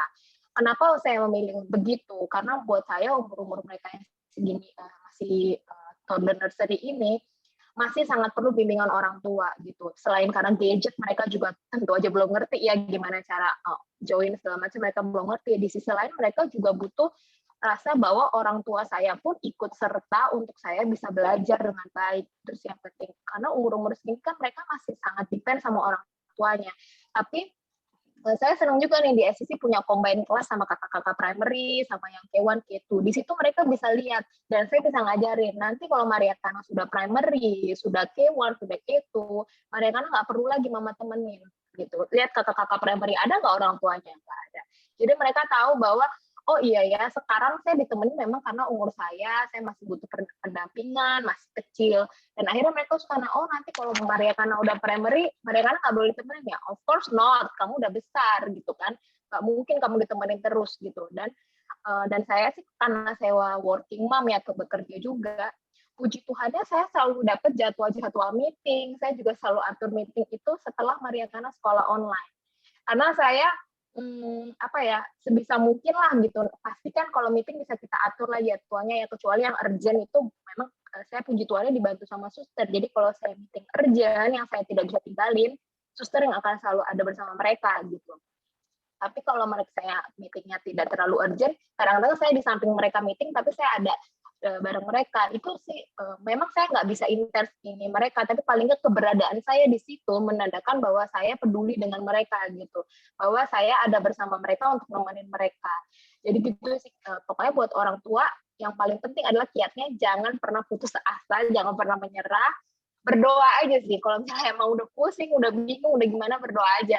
Kadang-kadang ya emang jalannya suka Tuhan kasih jawabannya macem-macem caranya gitu. Jadi dan yang saya senang ya dengan online school ini, saya jauh lebih intens berkomunikasi dengan teachers, jauh lebih mengerti anak-anak sudah bertumbuhnya bagaimana ya Miss ya. Kita juga bisa sharing sama teacher. Kalau dulu offline kan kita ketemu teacher jarang-jarang ya, paling cuma kalau lagi report aja, terus paling WA sekali-sekali aja. Tapi sekarang kan jauh, saya jadi intens gitu sama Miss Santi, sama Miss Bara. Jadi kadang-kadang juga jadi ngobrolin hal-hal yang selain di luar sekolah gitu. Jadi menyenangkan juga sih gitu.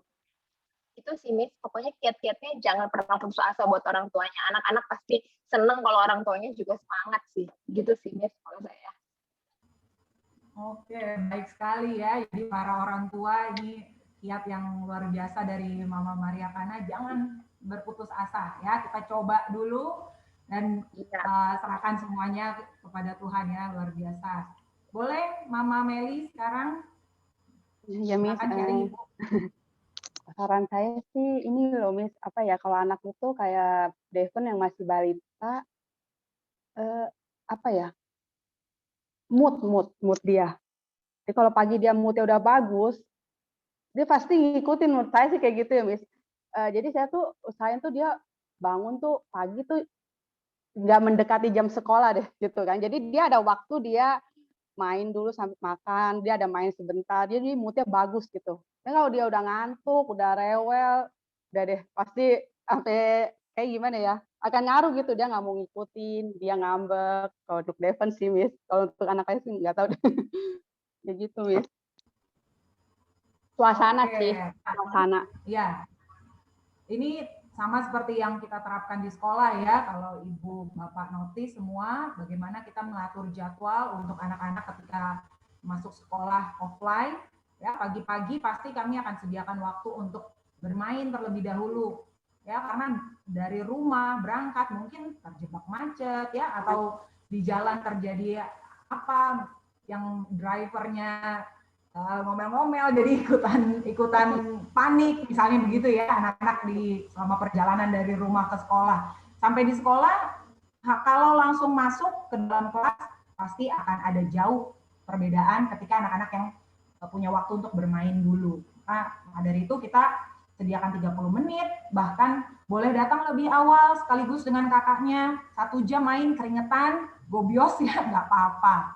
Tidak apa-apa, sehat. Mereka jauh lebih baik bermain di awal, masuk kelas mereka sudah ready untuk mendengarkan arahan dari guru kelas. Luar biasa ya, jadi ini diterapkan juga oleh Mama Meli di rumah, apa yang sudah kita lakukan di sekolah juga. Jadi memang harus sejalan apa yang dilakukan oleh sekolah, apa yang dilakukan oleh guru, yang sudah diterapkan di sekolah online, itu juga harus diterapkan oleh orang tua di rumah.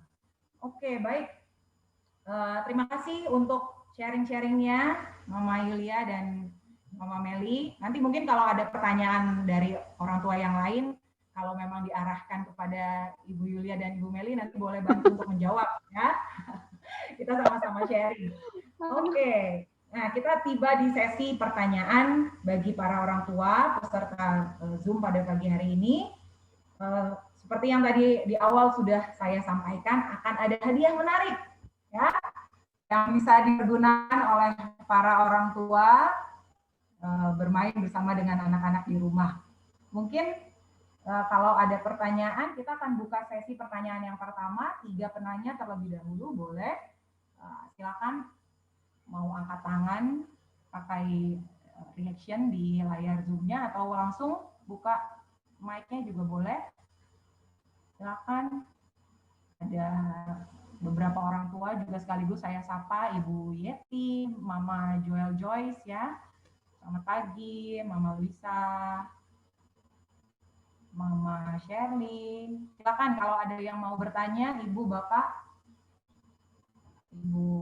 Ada Ibu Christine, Mama Sena, Mama Eben. Silakan. Ayo. Yang mau bertanya ada hadiah. Miss Ria, ada Bu Shirley. Ya. Bu Shirley sama ini mamanya boleh. Riana ke ini ya, dipencet. Silakan Ibu yang mau bertanya. Ada Ibu Lana juga. Ini silakan Ibu Fosa. Pagi, Miss. Ya, silakan pagi, Ibu. ya. Selamat pagi. Ya, Miss, saya mau tanya, ini hubungan dengan pandemi ini, sebenarnya kalau dari kita kan, dari sekolah offline itu kan yang dicari adalah sebenarnya lebih ke sosialnya, anak-anak bertemu dengan teman-teman dan gurunya. Jadi mereka bisa main, mereka bisa cerita. Sedangkan kalau di sekolah online ini, saya sih melihatnya sosial anak-anak ke teman-temannya itu berkurang. Bahkan untuk di rumah pun sepertinya mereka mau main itu dengan tetangga sepertinya kayaknya tidak memungkinkan untuk saat ini, Miss. Nah, jadi yang ingin saya tanyakan, kira-kira ya memang dengan kondisi pandemi ini adalah best versionnya anak-anak sekolah adalah seperti ini online. Tapi gimana sih kita bisa sosialnya anak-anak dengan teman-teman ini bisa kita apa sih bisa anak-anak bisa dapetin gitu, Miss, di tengah-tengah pandemi seperti ini. Oke, terima kasih Ibu Reni. Ini Mama dari siapa Ibu, kalau boleh tahu? Joy Samuel. Joy. Primary 1. Oke, baik Ibu, terima kasih. Kita skip dulu pertanyaannya, nanti mungkin narasumber Shanti bisa bantu menjawab ya. Kita ke pertanyaan berikutnya lagi.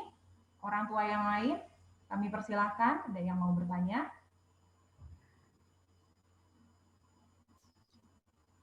Boleh, Ibu, Bapak, silahkan. Tidak perlu malu-malu ya, kita semua belajar di sini bersama-sama. Guru-guru juga belajar, ya pengalaman-pengalaman orang tua seperti apa. Silakan, Bu Shirley, boleh? Ibu Shirley, Mama dari Kelly dan Elo. Silakan, Ibu.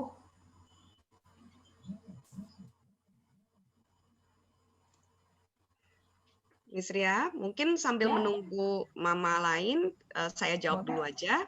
Boleh, silakan, Miss. Oke, selamat pagi Mama Joy ya. Ya, nah memang kalau misalnya kita untuk anak-anak yang sekarang sudah online Bu, yang kita biasa lihat ya, memang pasti nggak bisa main bareng-bareng gitu. Nah cuma waktu break time biasanya ada break time biasanya di jadwal kita 15 menit. Nah mereka tuh biasanya sambil makan snack bisa sambil ngobrol-ngobrol gitu di online gitu ya.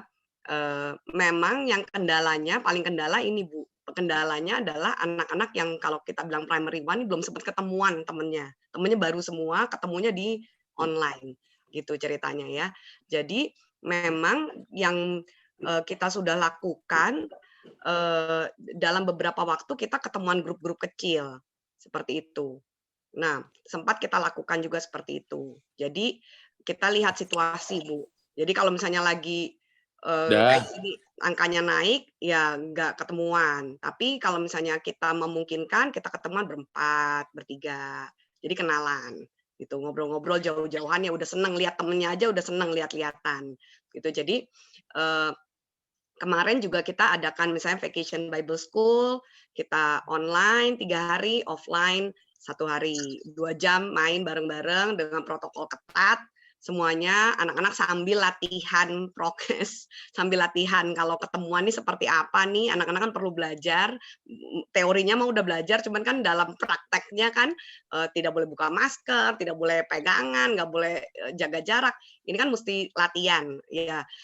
Ini yang akan kita lakukan sih Bu. Jadi kita selalu review. Memang saya sebagai kita sama-sama di SCC sangat bersyukur dengan kerjasama yang baik dengan orang tua bahwa kita semua melalui masa ini nih tidak ada yang pernah lewatin masa ini, semua sama-sama baru. Baik kita sebagai guru, orang tua ataupun anak-anak. Jadi dari awal puji Tuhan kita sudah diingatkan ya kalau teman-teman parents yang dari awal Tuhan tuh udah kasih ingat jangan salah-salahan, kita mesti kerja bareng-bareng gitu ya, mesti denger-dengeran, saling kerja bareng-bareng. Jadi puji Tuhan memang kerjasama yang baik dengan orang tua itu penting. Jadi memang kayak ke depannya ya kita sedang coba rencanakan gitu, bisa sebulan sekali ketemuan Mama Joy gitu dalam bentuk grup-grup kecil, playdate gitu ya. Pokoknya kita prokes ketat gitu. Jadi kita sedang coba rencanakan seperti itu gitu. Jadi kalau ketemuan ya nggak belajar, ketemuan main, ketemuan nyanyi-nyanyi, main-main, tebak-tebakan gitu ya.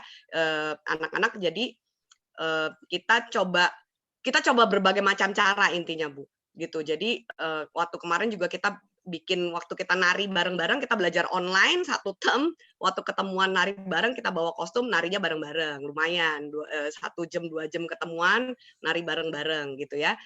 Itu sih yang sudah kita coba lakukan. Memang kalau ketemuan setiap hari memang sulit gitu. Meskipun nantinya pemerintah bilang 25% toh juga nggak akan bisa ketemuan bareng-bareng dan akan sulit gitu ya kalau saya lihat gitu. Makanya kita coba bersama-sama terapkan yang pasti yang aman buat anak-anak, itu yang paling terutama, tetapi kita tetap pengen anak-anak have fun, sebisa mungkin kita tetap ada sosialisasi seperti itu, Bu. Terima kasih. Terima kasih. Nanti mungkin Thank you, Miss. ada lagi orang tua yang ingin bertanya. Kami persilahkan. Ibu, Bapak. Selamat pagi, Miss. Selamat pagi, Bu Cherly. Silakan. Iya, saya mau tanya khususnya buat Mama Meli sama Mama Yulia ya tadi ya. Yang saya mau tanyain, yang saya tahu sih kalau untuk anak-anak yang lebih kecil, toddler nursery, masa-masa online ini kayaknya jauh lebih challenging. Saya mau tanya, walaupun anak-anak saya aja udah lebih besar aja waktu pandemi aja 3 bulan terakhir, saya sih akui dengan jujur itu saya sendiri juga struggling. Walaupun anak-anak udah jauh lebih besar gitu, maksudnya yang nggak perlu ditemenin setiap saat online-nya, tapi tetap aja ada aja lah dramanya di rumah. Yang saya mau tanya, ada nggak masa-masanya di mana kita as parents, as mom gitu ya, atau juga mungkin dari anaknya gitu, ngerasa burn out di awal-awal ini online. Tadi kan sempat bilang mau cutiin aja deh, udah nggak tahan deh, udah nggak sanggup deh gitu. Kalau saya sih terus terang nggak kepikiran itu, karena kalau cuti buat saya lebih bumerang lagi kalau cuti gitu kan. Jadi ya udah mau nggak mau dijalanin, telan aja udah semuanya gitu.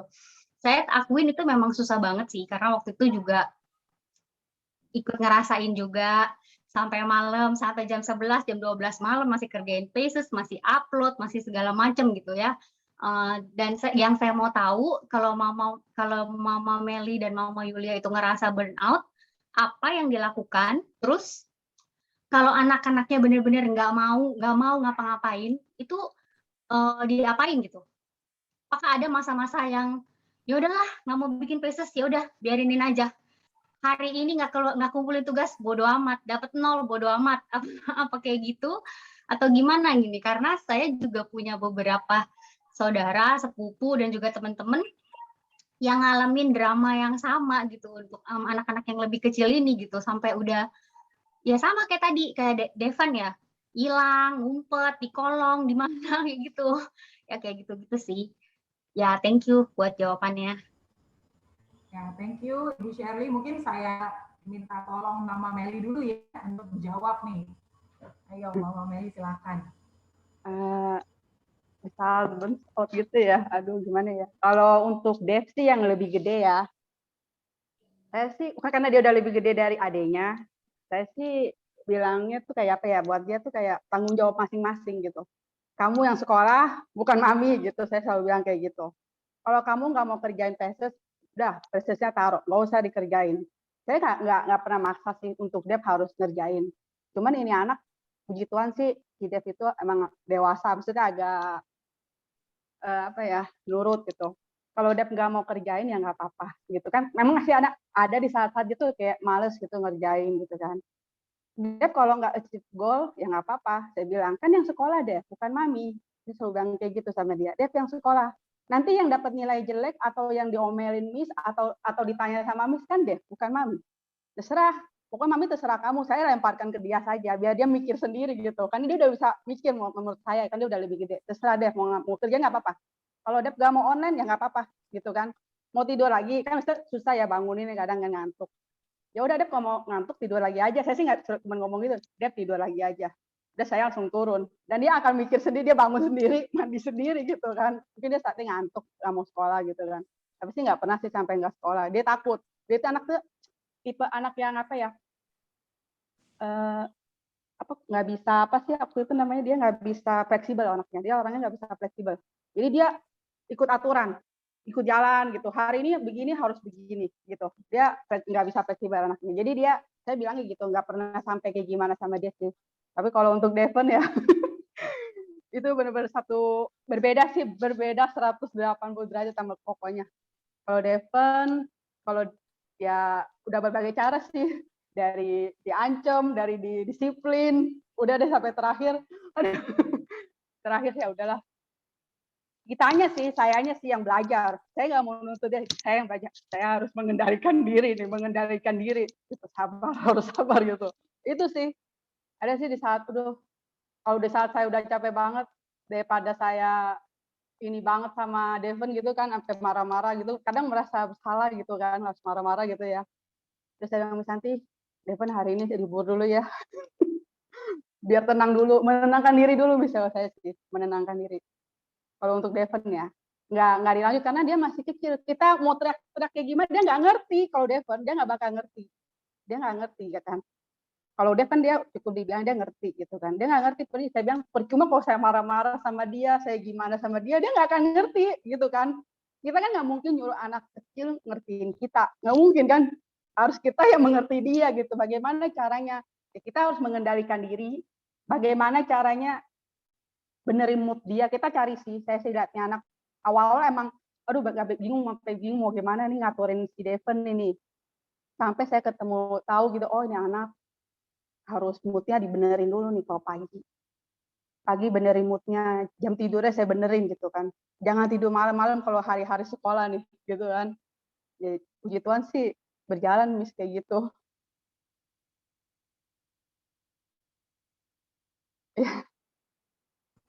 Oke, baik. Thank Ya. you Ibu Meli. Mungkin boleh ditambahkan dari pengalaman Ibu Yulia seperti apa?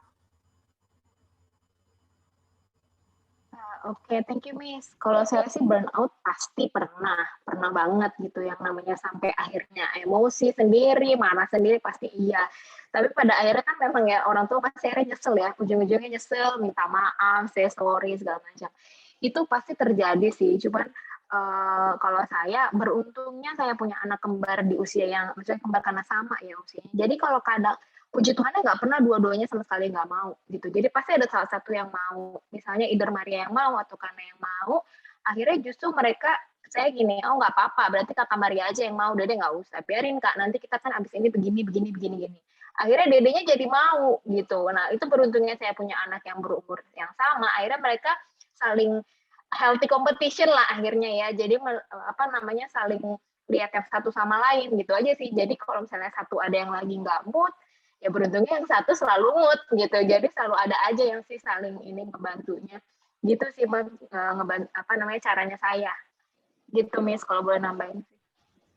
Oke, baik, terima kasih Ibu. Ya, jadi kita orang tua mesti meminta banyak ide ya dari Tuhan, hikmat bagaimana kita mengatasi kadang kita lelah, burn out ya, kita nggak tahu lagi mesti ngapain ya. Kadang-kadang stop sebentar itu perlu ya, kita berada di titik yang jenuh atau lelah dengan situasi saat ini, kita stop dulu. Anak-anak ya ya seperti tadi Bu Meli bilang, ya udah hari ini off dulu deh sekolah, tapi jangan sering-sering ya, nanti keenakan nih, malah keasikan gitu ya, kalau aku off sekolah gitu. Sesekali kita tahu lah kapan kita mesti stop, kapan kita mesti jalannya lebih pelan, kapan kita mesti berlari ya, itu kita harus minta hikmat daripada Tuhan. Oke, terima kasih Ibu. Kita boleh lanjut ke pertanyaan berikutnya. Satu penanya lagi, lalu kita akan lihat pemaparan dari Santi ya mengenai SEC. Miss, itu saya ya. Mama ya, Sena Eben, Miss. Oh ya, silakan Ibu. Silakan. Ya. Kalau saya sih, kan Miss Ria juga udah tahu Sena bagaimana, ya kan. Jadi itu sebenarnya tuh anaknya oke-nya maksudnya udah mulai bisa ngikutin gitu kan, maksudnya jam segini memang dia kalau pagi juga cuman dipanggil aja udah langsung bangun, langsung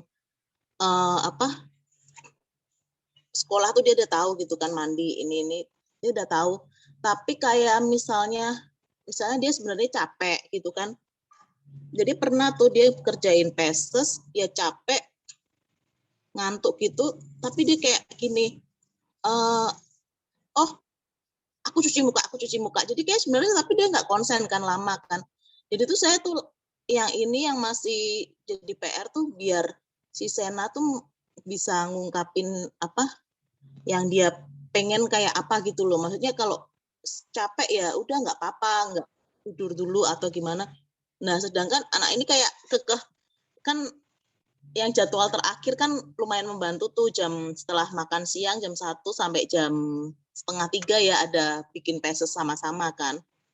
Nah dia mungkin kayak udah lelah, mungkin nggak tahu hari itu gimana, dia kayaknya udah lelah, dia masih kayak bertahan gitu loh, maksudnya bertahan. Sena ngantuk, enggak apa-apa, aku cuci muka dulu, aku bisa gitu. Jadi saya kadang tuh kayak harusnya kasihan atau enggak gitu, kadang tuh kan bingung gitu. Kalau kayak si Eben itu anaknya lebih lihai bikin alasan gitu kan. Cuman saya ngasih tahu agak mendingan gitu. Dan kamu pokoknya pagi sampai jam 10 jadwal kamu selesai jimit, kamu kelar semua ya. Karena mama harus cek koko karena ya harus cek lah dia seperti apa, dia kendala kan banyak ya, untuk bahasa Indonesia juga waktu itu juga susah gitu kan, saya mesti gitu. si Evinnya mau, tapi habis itu boleh main, kamu mau tidur lagi juga boleh gitu kan, masih agak mending. Cuma kadang-kadang dia alasan ya itu kadang inilah bisa-bisanya anak aja, tapi masih bisa diiniin. Cuman itu ya itu saya pengen banget dapat masukan gimana caranya biar dia tuh bisa ngomong gitu loh, dia lagi capek atau gimana. Jadi kayak tetap anaknya ini terjadwal gitu, kalau udah tertulis ada jadwal jam segini ya dia mesti ini gitu kan, mesti kerjain gitu. Ya cuman itu kalau pernah tuh sampai dia mungkin Miss Santi di Keto juga mungkin tahu, terus sekarang yang teachers yang P1 juga tahu gimana si Sena kalau udah mulai stres gitu dia bisa sampai muntah. Nah saya kan pengennya nggak mau sampai gitu, Sen kalau udah ini ya sudah gitu loh, kamu stop gitu. Tapi kayaknya anaknya masih ya mungkin dia juga masih berproses ya, bagaimana nanganin dirinya sendiri juga mungkin proses. Sekarang saya bawa keluarga dia udah mulai kayak gelagat aneh, saya bawa ke balkon, coba cari ada burung nggak, sampai saya tuh sampai kayak gitu biar dia nahan, dia nggak ini, oh udah dia relax, mau lanjut apa enggak, mau tidur ya boleh. Jadi dia ngomong ya udah bisa, tapi kadang nggak bisa ngomong, kadang bisa ngomong gitu. Saya butuh masukan aja sih dari seperti itu, menanganinya gitu apa. Makasih. Ya, terima kasih Ibu. Kalau saya lihat Sena sudah jauh lebih baik ya, perubahannya sungguh luar biasa juga. Bagaimana Ibu Christine berusaha maksimal mungkin ya dengan Bapak untuk mendidik Sena dan Evan. Mungkin boleh Miss Shanti bantu untuk menjelaskan. Ya, selamat pagi Bu Christine. Nah, ini dari ekstrim ke ekstrim nih kita bicara ya. Tadi kita bicara dari yang nggak ada struktur, terus masukin perlu ada struktur. Nah, memang ada anak-anak tertentu ya yang rigid, yang sangat terstruktur. Nah, jadi ini belajar untuk fleksibel tadi, gitu ya. Jadi memang betul sekali tadi yang Ibu bilang, masih berproses anak-anak dan memang mereka sangat perlukan kita. Jadi saya juga punya anak yang sangat terstruktur gitu. Jadi kalau misalnya ada perubahan tuh langsung gelisah gitu ya, maksudnya. Nah itu memang perlu waktu untuk mereka belajar bagaimana kalau misalnya tiba-tiba ada perubahan. Karena gini Bu, saya terus terang saya termasuk anak, kalau mungkin saya bisa dulu mungkin lebih banyak belajar ya, saya termasuk anak yang sangat terstruktur. Jadi saya sangat gelisah kalau ada perubahan dan kayaknya langsung senewen gitu ya, langsung, dan sebisa mungkin saya ikut aturan gitu. Nah, tapi memang perlu waktu untuk kita belajar untuk menghadapi perubahan-perubahan gitu, dan bagaimana kontrol diri kita juga memang perlu waktu sih Bu. Jadi memang kita ajarin seperti yang tadi Ibu bilang, mungkin ya udah break, kita lihat dulu burung gitu ya, memang cara masing-masing gitu. Jadi memang penting sekali, mungkin di luar ini anak-anak itu perlu sekali diajar untuk rilis stres. Nah, caranya apa? Bermain musik ya, makanya kami wajibkan anak-anak belajar musik, art. Ya kenapa? Karena kadang-kadang tuh stres itu perlu dikeluarkan lewat jari-jari tangan gitu. Jadi anak-anak harus belajar mencari masak ya, itu terapeutical, terapi gitu. Kenapa diajarin? Karena anak-anak nanti akan belajar. Kalau saya juga misalnya bersih-bersih, ngecat gitu ya, melakukan pekerjaan yang tidak berpikir gitu. Kalau buat saya sangat terapeutical buat diri saya. Jadi saya perlu tuh saya punya ikan yang bisa saya liatin bengong gitu ya. Ada waktu untuk itu gitu. Jadi untuk menghilangkan kerigitan itu gitu Bu. Jadi tapi tidak perlu khawatir gitu ya. Pasti bisa ya. Kita coba berbagai macam cara supaya anak kita pun tahu. Kita kadang-kadang tadi ya ibu-ibu juga bicara mengenai burnout. Pasti gitu ya. Nah, kadang-kadang anak-anak burnout juga tapi nggak ngerti ngomongnya. Bagaimana cara menjelaskan juga mereka nggak tahu. Cuman ya pokoknya buat mereka tuh, aduh capek nih. Tapi harus tetap kerjakan karena rigid gitu ya. Nah, memang kita belajar lah gitu ya, bagaimana cara kita untuk lebih fleksibel. Nah, ini beda nih dari yang rigid untuk belajar fleksibel. Jadi memang anak-anak harus kita ajarkan balance. Kapan harus struktur, ada tahu kapan waktunya kita harus fleksibel gitu ya. Jadi itu sih Bu, karena memang tapi pasti bisa. Ya, tidak mungkin tidak bisa. Jadi memang kalau misalnya mungkin, kalau misalnya kita udah mulai ini, ayo tarik napas, hitung berapa, misalnya gitu ya, kita cobain. Berbagai macam cara aja kita cobain, gitu. Jadi supaya dia tahu, kalau udah rasanya nggak enak nih, pengen muntah nih, gitu ya. Karena dulu Bu, anak saya yang pertama, kalau dia panik langsung lazy eyes, langsung nggak bisa lihat. Kita sampai putar-putar ke dokter mata, bingung karena matanya nggak kenapa-napa tiba-tiba bisa -9, bisa 10 gitu kalau misalnya dia panik. Ternyata itu psychologically. Jadi kalau mungkin ada anak-anak yang kita juga kalau lagi senewen panik langsung sakit perut atau pengen muntah, dia matanya langsung blank, langsung nggak kelihatan. Nah, jadi memang tapi puji Tuhan sekarang oke. Kenapa? Ya kita ajarkan, kalau misalnya mulai panik, mulai nggak tahu nih mesti ngapain, mulai stres, tarik napas, merem, gitu.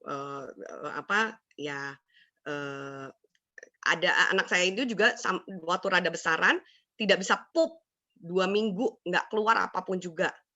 Ya kita sampai takut, kita sampai bawa ke rumah sakit, bawa ke Singapura juga, dicek nggak ada apa-apa Bu. Nah, ini ampuh. Sekarang kami lakukan ini dengan kakak ya, Kanaya ya waktu itu ya. Ternyata baca firman Tuhan ampuh buat dia. Jadi yang kita lakukan waktu kemarin kita udah coba segala macam cara dan dia kan orangnya sangat ini ya. Ini ada salah nih dia bilang, ini ada salah di tubuh kita, tubuh saya. Jadi mesti ronsen, mesti apa, dia tuh orang gitu. Jadi waduh kena bola aja mesti ronsen Bu. Kalau enggak dia merasa ini tulangnya patah. Gitu ya. Jadi mesti ada dari dokter ada hasil ronsennya. Saya bilang ini nggak patah, Ci. Saya bilang begitu. Enggak sakit gitu terus. Nah, sampai kita bawa ke rumah sakit, ke Pondok Indah, ke Singapura sampai membuktikan bahwa kamu tuh nggak sakit. Oke, saya bilang kalau kamu nggak sakit tubuhnya berarti kamu punya pikiran yang sakit. Ya, spiritnya nih sakit nih. Kenapa? Ya, satu-satunya yang bisa merubah pikiran dan menyembuhkan pikiran dan spirit kita hanya firman Tuhan. Jadi saya bilang, oke, baca firman Tuhan. Yuk, baca keras-keras. Paksa baca keras-keras. Dan dia baca keras-keras, baca keras-keras. Nah, ternyata itu terapeutik buat dia. Amazingly, besoknya pup. Amazingly. Saya juga nggak tahu deh gimana caranya, tapi itu mujizat pup gitu ya. Dan dia sekarang sangat rajin dan dia tahu itu saat teduh buat dia duduk pagi dan dia baca itu menenangkan gitu ya. Itu sampai besar Bu, misalnya dia sekarang lagi kuliah kedokteran ya. Dia kalau misalnya nggak bisa sesuatu dia bisa langsung aduh nangis. Saya bilang tunggu tenang. Saya bilang begitu. Jadi ada level-level lah ya maksud saya nanti. Dia udah bisa tahap ini, ntar level lagi selanjutnya gitu ya. Saya bilang harus bisa kontrol. Nanti kan kalau kita panik bagaimana dokter terima orang panik, pasti terimanya kan orang lagi sakit panik. Nah, kalau Tuhan mau pakai pasti bisa, saya bilang. Nah, itu yang terus-menerus kita harus bilangin. Tadi saya juga senang sekali mendengar Mama Meli, Mama Yulia bilang kita harus kondisikan anak-anak. Ya, kok sekolah itu menyenangkan. Oh, kamu tuh pasti bisa. Pasti tuh Tuhan tolong. Nggak mungkin nggak bisa. It's okay, pasti bisa gitu. Nah, itu memang mesti dari kita tuh. Mesti kita ulang-ulang sampai masuk. Sampai mereka yakin, percaya bahwa pasti ini ada jalan keluar. Pasti ini nggak kenapa-napa, all is well. Gitu ya. Memang kitanya kadang-kadang rada-rada mesti ini ya jaim dikit bahwa kitanya deg-degan, kitanya juga nggak tahu mesti jawab apa, cuman it's okay, pasti bisa, nggak apa-apa, Tuhan pasti tolong meskipun aduh Tuhan gimana caranya gitu ya, maksudnya tapi ya sama anak-anak ya mau nggak mau ya tadi Bu Meli bilang ya kitanya yang mesti kitanya, kadang-kadang saya juga kalau misalnya burn out gitu kerja apa segala macam terus saya setiap kali pulang saya cari waktu untuk tarik napas dulu, senyum dulu gitu ya. Jadi nyampe ketemu anak-anak juga seneng. Jadi mereka tahu kerja itu tetap seneng gitu, pulang kerja seneng gitu ya. Bukannya pulang kerja marah-marah. Nanti kan saya nggak mau mereka pikir kalau kerja tuh susah gitu ya, maksudnya saya nggak mau mereka punya image itu. Jadi itu kan yang harus kita kondisikan lah ceritanya gitu ya. Seperti itu ya Bu. Jadi semangat, pasti bisa, dan Tuhan pasti berikan hikmat ke orang tua untuk anak-anak yang dititipkan. Terima kasih Miss Ria.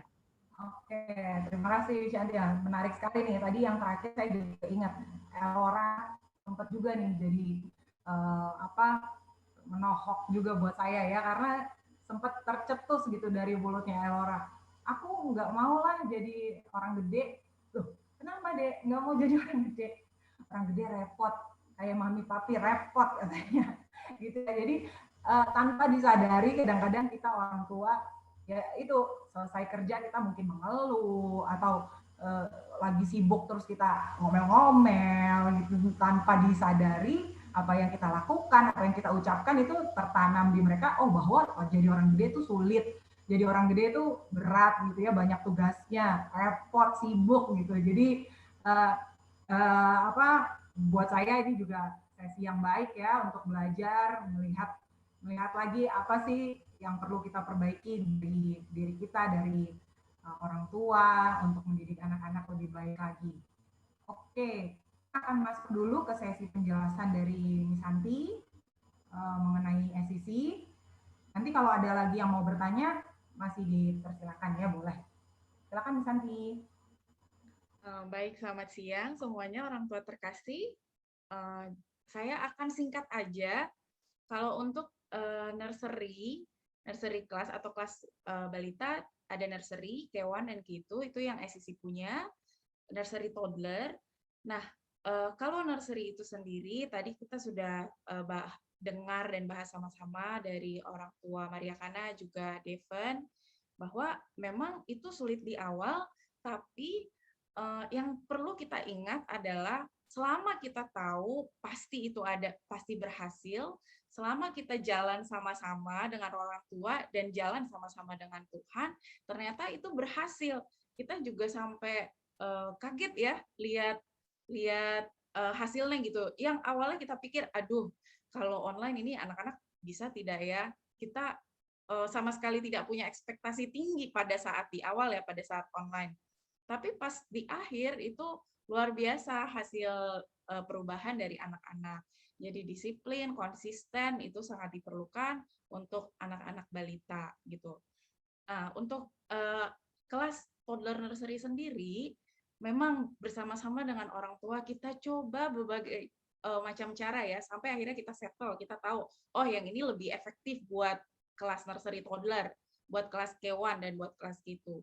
Nah, untuk aktivitas yang kita lakukan yang di term lalu, di tahun ajaran lalu itu, jadi kita ada fine motor, itu biasanya kita kerjain art sama-sama di kelas. Nah, itu kita biasanya di-schedulein, dijadwalin. Jadi misalnya hari Senin kita fokus dengerin cerita Alkitab sama cerita team time di hari Seninnya.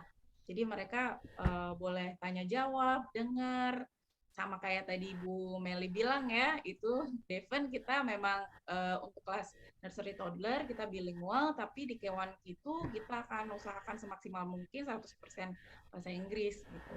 Nah, lalu itu di hari Senin, lalu nanti di hari Selasa kita baru fokus ke art sama fine motor. Jadi mereka bergerak di hari Selasa, nanti Rabu baru cerita baru, nanti Kamisnya ada cerita baru, Jumatnya biasanya kita libur. Nah, cuman di term terakhir itu, karena kita juga ada memory verse, ada tari tradisional, jadi Jumatnya kita pakai latihan, dan itu sangat fun buat gurunya, juga buat anak-anaknya. Jadi ternyata dulu kita suka underestimate, bisa nggak ya latihan nari dari online gitu? Bisa nggak ya hafalin memory verse 20 anak-anak secara online? Tapi ternyata bisa. Gitu. Memang hasilnya kalau misalnya pas terakhir ketemu kan kita rekam sama-sama, memang hasilnya tidak sekompak kalau misalnya kita offline gitu. Kalau kita latihan sama-sama secara offline. Tapi buat saya mereka bisa hafal aja, bisa tahu misalnya gerakan yang ini itu apa, yang ini apa, bisa mereka tahu itu Lord, itu luar biasa sih gitu. Jadi benar sekali bahwa jangan dicutiin ibu-ibu. Kita harus membangun struktur konsisten dan tetap fokus sama untuk anak-anak bisa ini gitu ya, bisa tahu disiplin, bisa lebih independen, bisa lebih confidence ngerjain daily life mereka gitu. Apalagi mungkin Miss Santi saya tambahkan mengenai cuti ya, saya ingat Miss Santi. Jadi mungkin bisa buat tambahan untuk para orang tua. Jadi banyak kejadian gini untuk anak-anak yang beberapa anak yang cuti, selagi masa cuti ada mama-mama yang telepon ke saya. Jadi masalahnya adalah selama cuti memang ya bebas ya. Jadi nggak ya pokoknya terserah deh, main dibebaskan gitu ya, bukan dalam struktur, di rumah tidak belajar terstruktur. Nah, jadi kejadiannya adalah banyak beberapa yang waktu tiba-tiba orang lain datang, saudara datang, terus mereka melihat kok ini anak quote-unquote liar gitu, nggak bisa fokus ceritanya. Nah, mulailah mereka sarankan untuk ini mesti dicek nih, speech therapy, mesti ke psikolog, bla bla bla bla. Nah, akhirnya mereka bawa ke psikolog. Di psikolog, diobservasi 30 menit, dinyatakan anak ini special needs. Ya. Datanglah, paniklah, datanglah tanya ke saya. Nah, ini yang saya mungkin mesti ingatkan ke para orang tua, hati-hati. Ya, jadi satu, nggak semudah itu kita observasi 30 menit terus menyatakan anak ADHD atau autistik gitu ya, tidak semudah itu. Nah, jadi jangan langsung percaya sama psikolog. Saya agak kontra nih sama psikolog-psikolog karena cuma 30 menit tiba-tiba langsung melabel anak. Padahal kalau kita datang anak sekolah, itu kita perlu waktu panjang. Kita nggak deket-deket dulu, kita dada-dada dulu dari jauh. Memang kita ajarkan anak-anak tidak boleh langsung bicara sama stranger. Kita tidak bisa harapkan anak itu waktu ditanya dengan orang yang tidak kenal, dia langsung dengan senang hati menjawab. Apalagi dia datang ke tempat baru. Saya tanya, yang terjadi waktu di tempat baru, di tempat sekolah itu pasti lari-larian kan? Ya iya, kelihat ruangan baru, banyak mainan baru, masa nggak lari-larian? Itu juga yang terjadi di SCC. Pasti 2 minggu pertama, mereka akan keliling dulu, lihat semua mainan. Dan kita kasih waktu itu. Gitu ya. Jadi, hati-hati sekali dengan saya lihat ada fenomena ini. Jadi anak-anak yang dicutikan waktu tidak ada struktur di rumahnya dan anak-anak jadi bingung dan jadi nggak ada kontrol ya. Jadi artinya gitu. Dan waktu dilihat orang lain malah disuruh speech therapy. Jangan terjebak dalam masalah ini. Saya mesti sekali lagi bilang, lebih baik disekolahkan. Jangan di speech therapy, tidak perlu di speech terapikan. Gitu ya, karena masalah anak-anak bukan anak-anak tidak special needs. Jadi ada salah satu orang tua juga anaknya sudah lebih besar datang ke saya, Miss ini gimana nih Miss? Gitu anak-anak ya gitu ya kadang-kadang nggak fokus dalam masa online ini seperti ini. Kemudian ke psikolog, dites dan autistik hasilnya. Saya bilang ditesnya seperti apa? Dikasihlah tesnya ke saya. Saya isi. Saya lebih autistik daripada anak ini. Nah, kita berdua ketawa sekali. Saya bilang, waduh, saya bilang ya udahlah Bu, kalau misalnya yang autistik, maksudnya yang lebih autistik paling nggak gedenya kayak saya ya udahlah nggak apa-apa juga lah ya. Saya bilang, Bu jangan percaya ini tes nggak bener. Saya tes ke anak saya yang kedua, lebih autistik daripada saya, nilainya lebih tinggi lagi. Waduh, saya bilang itu Bu, kayaknya saya nggak karena pertanyaan-pertanyaannya menurut saya sangat bias gitu ya. Jadi hati-hati sekali. Misalnya anak-anak kita ya tadi saya bilang ya, saya tuh lumayan rigid. Saya senang matematika, saya senang angka. Buat mereka tuh itu pertanyaan senang angka, gitu ya. Liatin nomor mobil, saya liatin nomor mobil kalau di jalanan. Saya senang sekali fascinated with kalender. Saya senang sekali sama kalender. Saya bilang sama Miss Ria, saya senang banget bikin academic calendar. Bisa 2 tahun di awal saya bikin, gitu ya. Apakah saya autistik? Saya jadi bertanya-tanya, waduh gawat ya kalau saya dulu mungkin ke psikolog, orang tua saya bisa saya juga di label kali ini ya. Dan buat saya kita tahu kita di sini kita percaya Tuhan tuh ciptakan anak spesial dan unik ya. Betul Bu Shirley ya, saya hafal nomor plat tanpa saya mau, betul. Sekarang langsung gini, ini mobil lewat lagi. Saya bilang begitu, kok ada lagi di mobil gitu loh Bu, bener sekali. Makanya saya bilang bisa gawat nih kalau misalnya barometernya itu yang diteskan ke anak-anak. Saya bilang, saya jamin anak ibu tidak kenapa-napa. Saya bilang, kita itu diciptakan Tuhan spesial dan unik.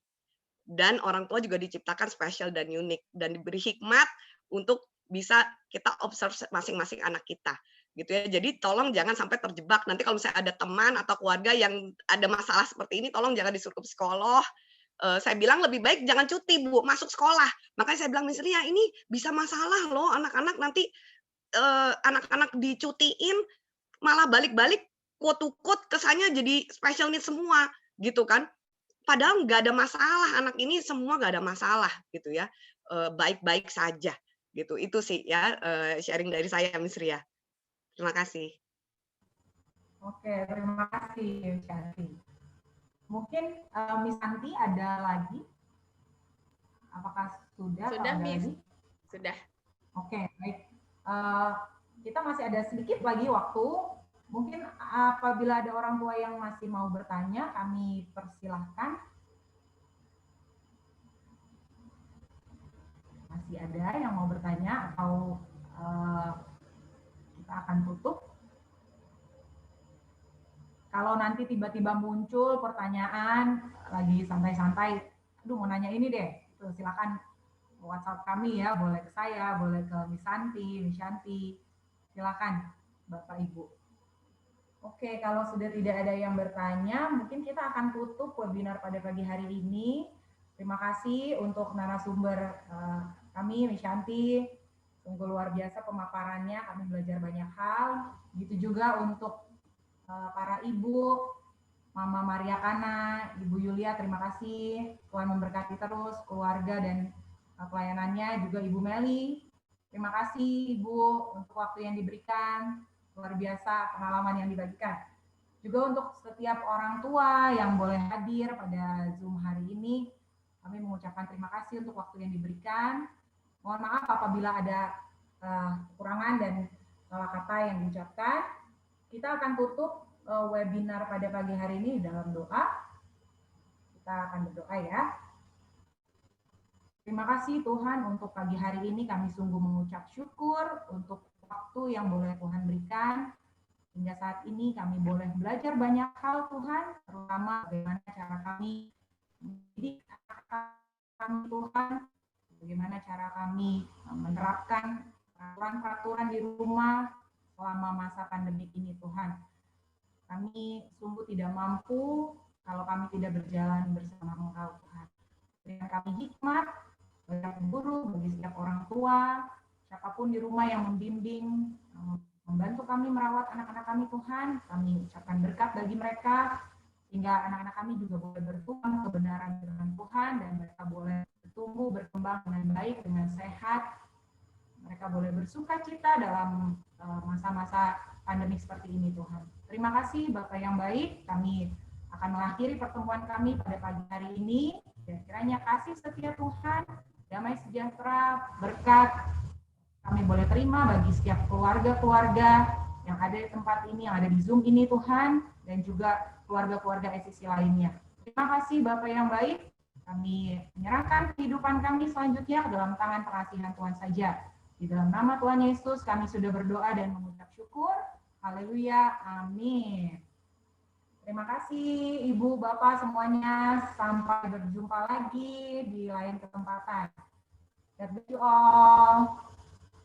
Thank you Miss Ria, terima kasih. Thank you Miss. Thank you Miss. Thank you, Miss. Thank you semuanya. Thank you, Miss. God bless you. Bye, bless you. Sehat-sehat semuanya. Thank you. God bless you. Terima kasih, Miss. Bye. God bless you. Thank you Ibu. Thank you Miss Santi, Miss Ria. Thank you teachers. God bless you. Thank you Miss. God bless Thank you, you. Miss. God bless you everyone. Bye.